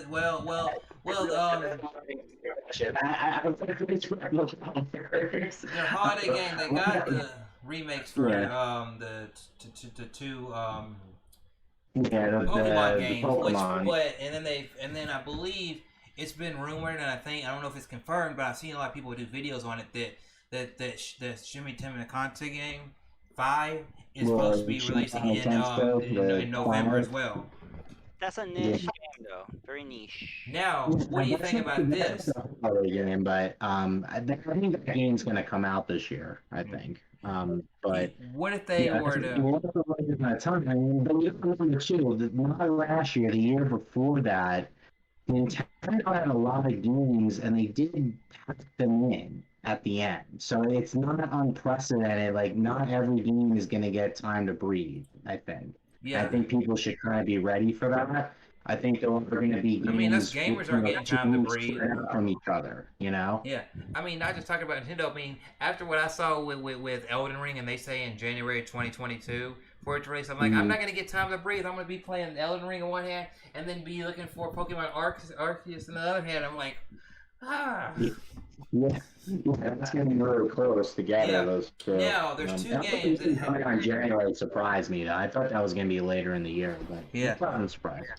Now, he said that that's a niche title. Well, what about the two other titles that they could release? They got Bayonetta 3 and No More Heroes 3. They have not released those yet, but they've been talking about them a little bit here and there over the last several years. So, do you see any of those dropping in the next year? Yeah, No More Heroes is August officially. Okay, that's official in August. I forgot about that. I'm hoping Bayonetta 3. I'm hoping it's October. I hope it's like their Luigi's Mansion game for this year. That's what I hope it is. I mean, that would be solid. Like Halloween game. Perfect. I mean, that'd be solid because then you go into that. You have your No More Heroes. You give us the Zelda collection in September. You give us Bayonetta in October. You give us Pokemon in your Shin Megami Tensei in November. You kind of give us a little bit of a breather in December, and then January you drop the big Pokemon open world game, and then maybe a month after that you drop the big Breath of the Wild 2. I mean, if Nintendo were to do that, they'd be killing it. I don't know if that's going to happen because of delays and the pandemic and everything, and how hard it was for them to do a lot of stuff. But if they were to do that, I'd say I'd be like looking at my watch, looking at everything. I'd be like, PlayStation, Xbox, what y'all got to do to compete with that? Yeah, I mean, I also think too another game that they are going to release. I think they were beta testing the Super Mario Party online update. I think we're getting a second one. The game sold way too well. I think they're going to do another Mario Party game, and this time with the online included, right from the jump. They're going to have more boards. It's going to be what lacked in the first one, even though it sold like 15 million copies. Yeah, And they're going to crazy. do it much better this time. And that game for the casuals, that's going to be a huge holiday seller. For the Speaking, families, for the kids. I mean, I know my kids, we play Mario Party all the time. what's So it's, that's a fun game. I mean, I think that's a pretty safe bet to yeah. be announced as So well. yeah, speaking of Mario, it's been a few years since we've got like a new Mario game. We had Mario's Hmm. anniversary, and it was a lot of like three games put Yeah. together and optimized for the Switch. Then you had the one that they actually really worked on, both the 3D side of it and the Bowser Fury side of it. Now everybody's clamoring: is it going to be called Odyssey 2? Do y'all see them saying, "Hey, we're going to announce it just like we did the first year of the Switch. We're going to have our Zelda game in the beginning of the year, our Mario game towards the end of the year, and they're going to say something about Odyssey 2?" I think that's a good question. I think they are definitely probably working on their next main series Mario game. I don't know if we'll see it this E3. Maybe we'll get a little teaser, but I don't know. I think maybe that'll be something for next year. Yeah, I agree with John. I think next year we're going to see the mainline Mario. I What's up, think Switch this Ben? E3 they just want to ram home Breath of the Wild. Yeah, In addition to their other smaller games like we were talking yeah, about. yeah. Breath of the The other Wild. thing too, I wanted to tell John, I wanted to ask you too about this, and Chris, you guys both follow the rumors like I do. What do you guys think about this Donkey Kong rumor? Because I'm pretty excited Oh, about the Donkey Kong rumor here. well, I think Tropical Freeze is one of the greatest platforming games ever, like period. So I mean, I wouldn't be mad if great they did point, Dane. another 2D game, but I mean, I'm actually would be more excited for 3D. What do you guys think about that? Great point. Great point. Because Dane, Uh, you yeah, you can go I ahead. think there is gonna be something Donkey Kong. I think so. Also Metroid. I think there's Yeah, going to be a few 2D. bombs. There's going to be a few things that people are going to be in shock that no one ever heard of. At Hmm. least one or two big announcements from Nintendo, Yeah. I feel like. So as far as Metroid goes, they've been hinting at another 2D one to kind of just Yeah, like hold us I over think until the it's next one, time. until I think Metroid it's 4 time, comes man. out. Yeah, we But need it. you said Yeah. right there, Dank said in the chat, Mario is done this year. The team rumor is to be working on the Donkey Kong. That is true. The rumor was not only was it the 3D Donkey Kong, but it was the Mario Odyssey team working on Yeah, that game. So if they're working that on would be that game, awesome. that could be their game that comes out next year, and then they say 2023 towards that's when the next big Mario game comes out. They could say hold it. They could have Donkey Kong in Yeah. place because have we ever really got a big, massive in years Donkey Kong game? We've had the 2D style games, but it's been a while Mhm. since we've got that, and I wonder what they could do with the platform they got They could. now. They could do They so have much. the engine. They could just make a full-on 3D Donkey Kong using the Odyssey engine. I think that would be really interesting. Oh, it'd be great. It would be super awesome. Like to me, that would be a more hype announcement than like another 2.5D Donkey Kong. Yeah, All I'm saying though is that the 2.5D Donkey Kongs they made have been amazing. So I'm not going to just wipe it yeah, off if it happens again. I'm definitely going to give it a shot, but I think a 3D would really be awesome. I think that would like blow the hinges off the door, honestly. yeah, yeah, Um, man. you I know. mean, yep. That'd be cool to see Donkey Kong get some love. It's just like Yes, I Donkey. mean, if you got like Chris, you were saying, you got if you get Donkey Kong, you get a 2D Metroid, you get a Bayonetta, you get a Breath of the Wild announcement, you get a tease of a Zelda, like Legacy Zelda remake, like a Minish Cap. I'll just say Minish Cap for now. I mean, that's insane. That's insane right there. I mean, that to me, like that blows the hinges off. I mean, it's like if you did that, that would be kind of one of those things where it's kind of like you're in a rap battle or you're in a wrestling ring and you're like, hey, I just said this. We're Nintendo. We just did a mic drop. Yeah, you did that good stuff with Halo. Yeah, you did that good stuff Square Enix with Final Fantasy 16 and the remake and all that. You maybe announced when Part 2 is coming out in 2022. But hey, we've had titles that have been here for 30, 40 years, and we just dropped this big bomb with them. That would be like, wow. I mean, there's so many things they can do. I mean, they could also, that's another thing they can pull out of how they can do Prime Trilogy. They can drop Prime Trilogy. I mean, and they would go insane if they drop Prime Trilogy. They have it in their back pocket. They could just drop it whenever they want. I mean, I guess they're waiting for it to be closer to Prime 4 being done, which I think is 2023 at this point.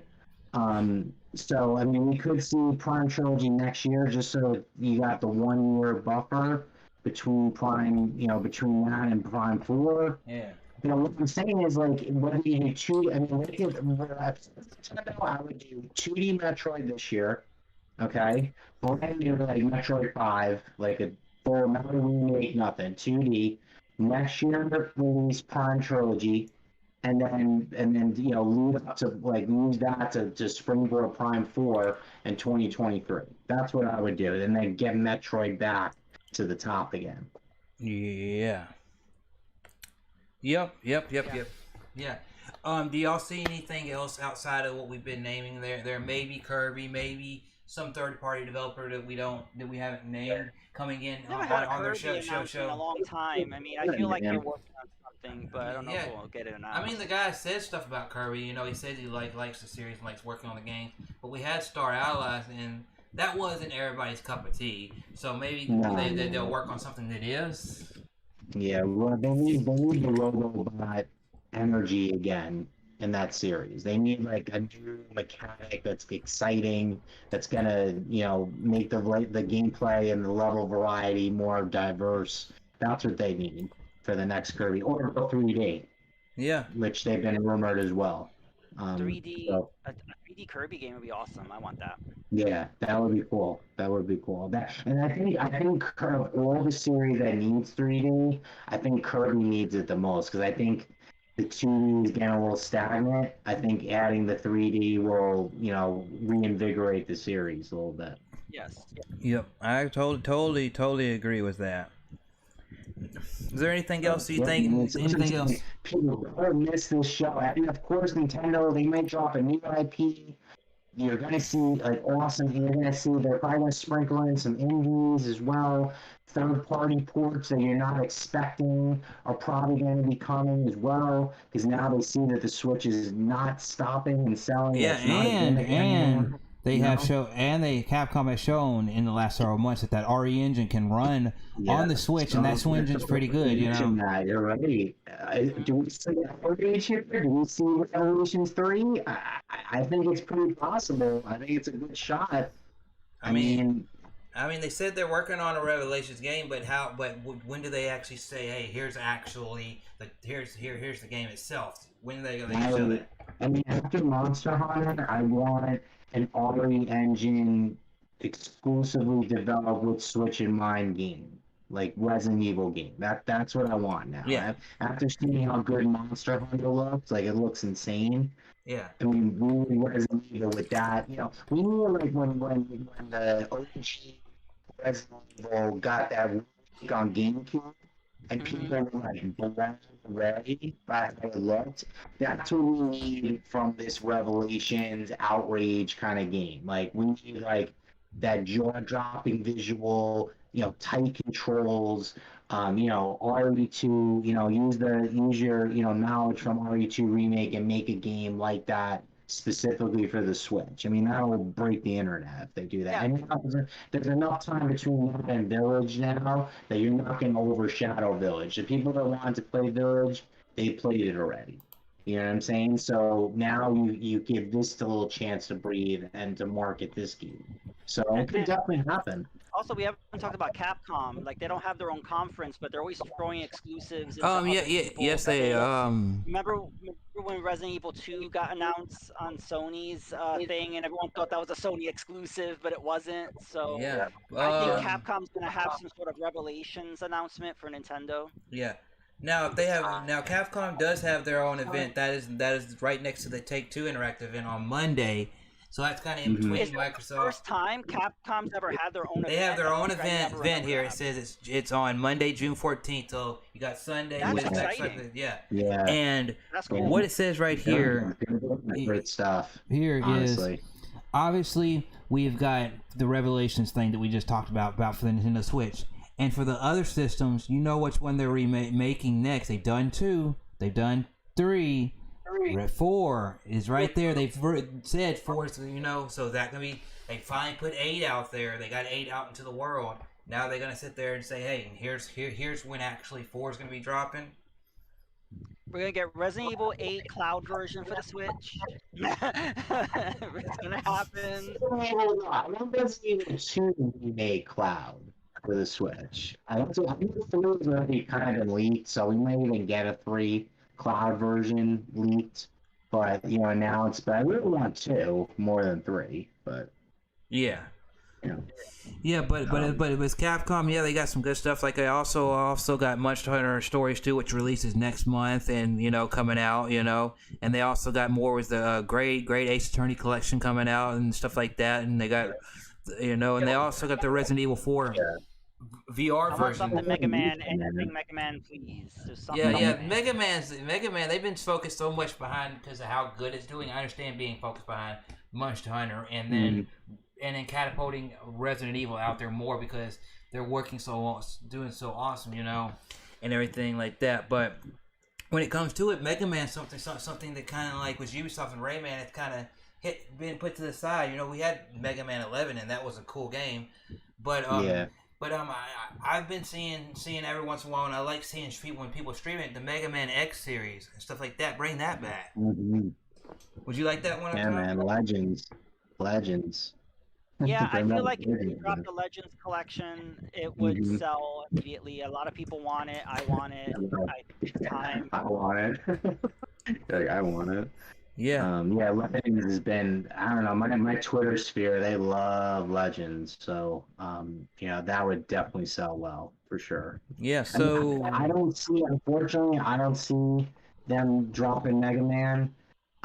This for conference for whatever reason. I don't know. Just my gut is saying no. What do I wish that they did? Yes, but I wouldn't predict it at this point. Yeah.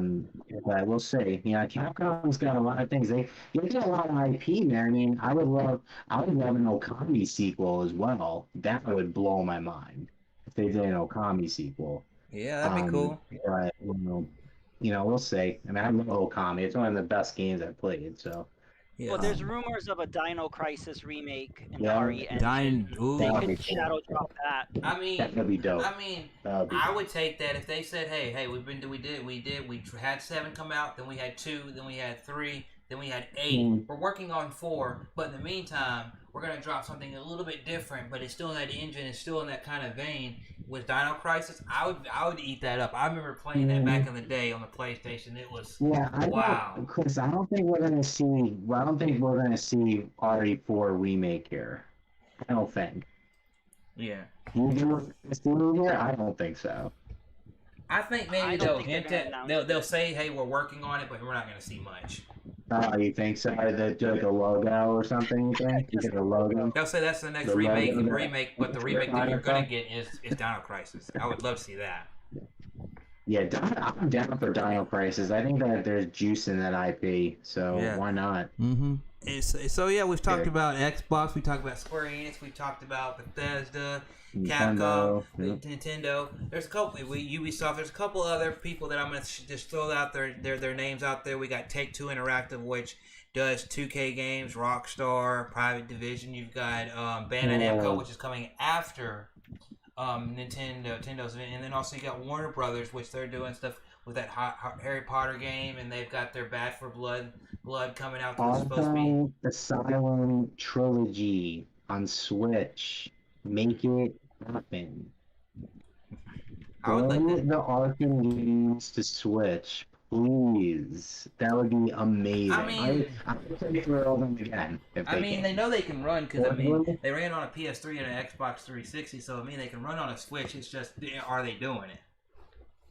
I would love it. I would love WB to announce that. That would like be so cool for me, to do that. And Take Two, I mean, they're just they're head in the sand with Grand Theft Auto. They can't get their head out of Grand Theft Auto Online. I mean, they can't do it. I mean, the thing keeps selling. I Grand mean, Theft Auto yeah, Online is because making them so much money. There's that's no reason to make anything else. It's really that's a annoying. little gripe that I got with them. I don't want to get into WB it. could very easily do like a Batman Arkham Yeah. trilogy, just throw it on the Yes, sir. Switch, and it would sell like crazy. They could. It'd be so good. That's one of the most wanted ports to the system. Yeah, I mean, Red Dead 1. Those are my two favorites. I'll say right now. myself, out of all the superhero games I've played, whether it's something with the X-Men in it, or something with Green Lantern or Deadpool in it, I'm sorry, but those Arkham games, especially the second one and third one, those games were so fun. Yes, City. You know, because City it's is like awesome. there's not much that you really can say bad about them. It's like those games, No. you can see the evolution in it, and it's like you play. City probably like a 9.5 out of 10. Like, it's Yeah. that good. Yeah, because know? you look at it and people are like, and people look at WB and they're like, why can't you give us a Superman game in that vein? Can you give us Justice League in that vein? Can you give us something in that vein? Because it would do so well, but they just haven't done it. They got the IP and all that, but it's just like, Yeah, haven't seen anything. I don't know why. But in the meantime, for I do the know awesome game, the Switch. we did hear last year that they were working on like the Suicide Squad games and all that, which hopefully those games come out decent, you know, because it is Suicide Squad, and I don't want it to be like the movie where it looks good, but it's not that great a movie. I want it to be a lot better.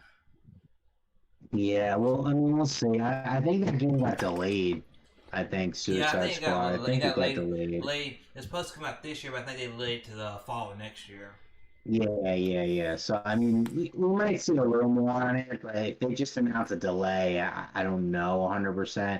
I mean, could we get out? This is another thing. Could we get a another like a more like either some sort of fighting game, like a NetherRealm fighting game? That is cool. You know, I mean, Because I was watching that could show up. Yeah. I mean, not necessarily Mortal Kombat, but you know, either another Injustice or something in that vein. I could see that. Yeah, I was like, to get hyped for this podcast, I caught up with some stuff that was like what are these channels thinking about for hyping EP3? And they were saying, well, it's been 2 years since NetherRealm Studios has really done anything outside of the Mortal Kombat 11. They released it 2 years ago. They've done some DLC for it, and you've seen a Mortal Kombat movie come out. You know, so that's hot in everybody's thing. But what about their Injustice? What about doing something outside of that? You know, and I'm like, you know, that's something that I haven't thought of. I mean, they could get they could get the licensing for another, sort of, IP or something and do a game off of it. I mean, I wouldn't be surprised. NetherRealm, takes chances sometimes, so I wouldn't be surprised if it happened. But I mean, it's overall. I mean, there's going to be. Especially because of what happened last year. There's a lot of announcements that got pushed into this year, and I'm not saying they're all going to come out this year to make up for it, but there are going to be a lot of announcements. Now, when they actually, drop is going to be tricky. That's my thing. I think we're going to see loads of announcements this year. I think people are going to be a little overwhelmed. That's a thing that I didn't think about, until you just said that. And probably both of y'all would agree, because I don't want to keep y'all here too much longer. We've been here for a good little bit. But I do want to hear a few more things. Is that last year, like all these studios were like, okay, the pandemic, we gotta work from home. And you saw all the Xbox events. They actually showed them sitting in their homes and work doing this stuff. Nintendo was slow to say anything, but then they finally started saying, for us in Japan, it's really hard with the pandemic and doing everything. And then PlayStation just kind of steadily did their thing, but you knew it was hard for them. But now with all these announcements getting pushed to this year, and this year you're going to get a lot of announcements. I could see the last half of this year, and especially 2022, with finally restrictions opening up in these different cities and countries and all that. That next year, we talk about this year has some stuff we need to see. Next year could be a jam-packed year of games. Mhm. Oh yeah.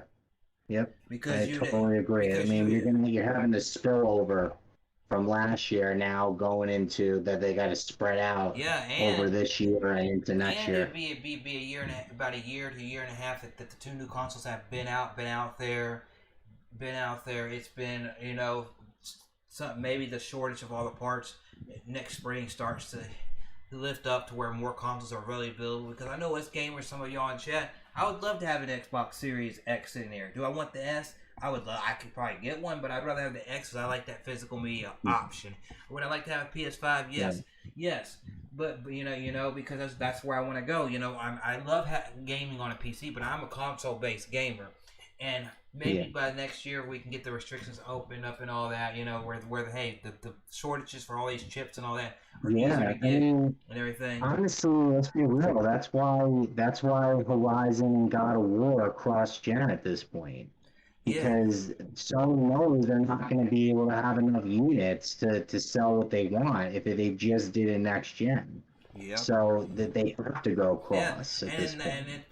And y'all have seen it. It's come a meme the words Sony has said because they've kind of had to eat their words. Like, oh, we're focusing on generations. We're focusing on this. We're kind of leaving the things in the past. We're not really focusing on backwards compatibility.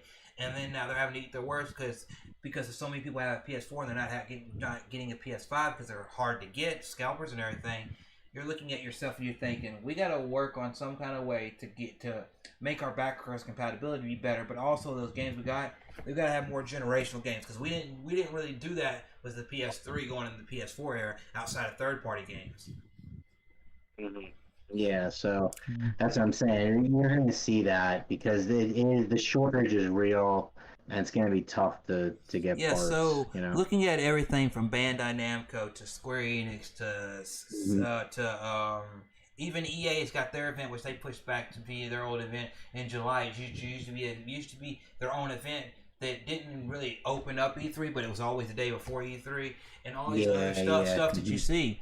Is there anything that you personally, either of y'all, I'll give my opinion, but is there anything that maybe you've mentioned tonight or throughout, or that you've said on Twitter or something that you've seen that, hey, I want to see this out of gaming, or I'm hyped for this or that, that maybe we didn't talk about or did? Yeah, what do you want, John? I just want surprises. I think that a lot of times it really sucks if you watch like a presentation and it's just stuff that's been announced or like stuff you're not into, or I don't know. I just want like jaw-dropping, like, oh shit, like just kind of like big announcements of stuff that everybody can be excited on. Stuff that wasn't leaked. I think leaks kind of ruin everything.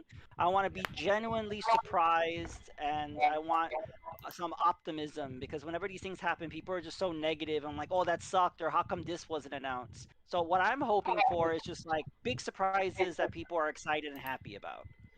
Yeah, man. That was like I remember, I think like 2 years ago when Marvel Ultimate Alliance 3 was announced. That was a big surprise. Nobody leaked it. It was like such a classic IP. It was perfect for the system, and people were like, "Wasn't about it." And like because it didn't leak, it was a good surprise. And it was a good game too. We're looking forward to it. And of course, that was when like Avengers was like really hot at that point. So like an announcement like that, like those are the announcements that really get people like going. Also, thing I would love to see. I don't think we mentioned this at the Xbox show, but I'm gonna say it now. I really would love to see more about the Cuphead DLC. Yes. I love Cuphead. I know it's been like delayed at this point, but it would be really nice to see it in their show. Yes, I would definitely love to see the Cuphead DLC because the hype of it was so real for that game that they made a version of it for the other consoles. And then at the same time, Netflix goes up and sees the hype of it, and they go and say, "Hey, we'll help you make a TV series for it." So I'm really hoping that DLC can come out sometime within the next year. Yeah, that would be cool to see. Yeah, and as far as me going, I love the cinematic trailers. I love watching watching the game doing this. But me, I want to see in game in engine footage. I want to see a lot of the games that they're doing with Unreal Engine 4, and even some of the newer games that they're doing with Unreal Engine 5 that got announced in the last year, and seeing where the future of games are going with these different developers. And when they show certain IPs, yeah, you might get a handful of them that are, hey, CGI this, but you get a lot more in-depth, hey, we're showing you this, we're showing you on-ground in footage, because hey, you're doing this with Halo, boom, you're doing this with Zelda and the remakes and all that, because more gameplay is better for me as a gamer, because that lets me know the more gameplay you see, the closer that game is to coming to be released. Yeah, I mean, you get an idea of the mechanics. You can kind of like feel, how it's gonna control in your mind. I think that to me, like when you're a real like console gamer, that's what you want. You want to kind of like from the trailer, you want to envision how it's gonna play when you play it. So I think that's why like gamers like gameplay trailers, more so than CG. Because CG, I can just put on my 4K Blu-ray player; it's no different. But gameplay, you can actually feel like, oh, this mechanic's gonna be really cool to control, like when I'm scaling this or doing that. So yeah, I agree with you. That'd be awesome. Yeah, so it's been y'all been enjoying the chat about E3. Yeah, man, it's just, dude, I'm pumped. And I know people in chat. I know K Rock is. I know V Sips is. I know Dank is. These are, these guys are all, gamers. They're gonna love it. So Yeah. So before we get on out of here, I just want to give a moment to 1UpJohn and then VG Mobster after that. Kind of tell everybody once again a little bit who you are, what any of your social media stuff out there, and if there's anything you want to tell people that maybe you're up to, go ahead and give them that. I'll go first. yeah, Yeah, so I'm 1UpJohn. I stream on Twitch. I'm currently playing through Metroid Other M, so I will eventually get back to that. But I'm mixing in other stuff at the moment. So I did a Game Boy stream today. I would like to do a Virtual Boy stream at some point, and just playing just random stuff. And yeah, also on YouTube or my archives. If you just go to 1upjohn.com, that will link you to everything, including my Twitter. I'm very active on there. And I want to thank Chris Levi and VG Mobster for having me here. This has been awesome. Yeah. man. Yeah, so here at VG Mobster, I took a little break, but now I'm coming back. I got some really cool unboxing videos coming. I got some collabs planned out for some light gun shooter games, so that'll be really fun because I love light gun shooters. I hope they start coming back a little bit more. And just a lot of different things, arcade one-up reviews, stuff like that. I try to keep it diverse, try to give you guys different things, focus on Nintendo. Like Chris said, I'm most active on Twitter at VG Mobster. Right on the top of my description, you can see my YouTube channel link. You can go right there. I'm going to be starting to update that again. But Chris, again, always a pleasure. I'm honored, man. Number 30, you invited me to number 30. That means a lot. And especially for E3. Couldn't be better. So, thank you guys. Thanks you and 1UpJohn. It was a great time, man. Yeah, so before I get out of here, I want to say if you enjoyed episode 30, if you're in the chat, even if you one of y'all y'all want to type it in the chat. If y'all are hyped for episode 30 and y'all are hyped for the next 30 episodes, if I can possibly do that, give me a hell yeah in the chat, as I like to do from one of my favorite wrestlers, Stone Cold. Give me that in the chat. I'd like to see that. And thank you to 1UpJohn and VG Mobster for being active in the community, because those are two people that I loved having on here for episode 30, because they're two like-minded individuals that they're not just about themselves. They're about promoting the community and about also doing their things as well. And it's cool to have their different takes on different things, because you can get a lot of retro from them, but you can also get the modern from them, and it's cool, Some people you get just retro, some people you just get modern. I like having a little bit of everything. And to be here for episode 30, be here, still doing YouTube and all that, and people, even when I had my little personal stuff with my dad's situation and everything like that, y'all being kind and gracious to me. Honestly, everybody that comes and views my YouTube channel when I go live twice a week on YouTube, and then I do the rest over there on Twitch, Twitch means the world. Every donation, every sub, follow, all that, and everything like that. Definitely, some of the people that were in the chat, y'all talking about, hey, wanting to come on, and definitely hit me up on Discord and or Twitter in the DMs, and we'll work out a week or a day for you to come on, and everything like that. And I'm working on some stuff. I got a friend of mine that I've been friends with since like 2013, and everything like that. He's gonna join me for some E3 content on the YouTube channel with some streams where both our cameras will be able to be working and all that. We worked on that last night and played a little bit of zombies in the background for everybody trying to see the technical difficulties in the live stream and doing that. So definitely some stuff that I'm trying to up my game, or just, hey, you're not just hearing the person. That person has a webcam. Let's get them on the video as well, and everything like that. Yeah, so.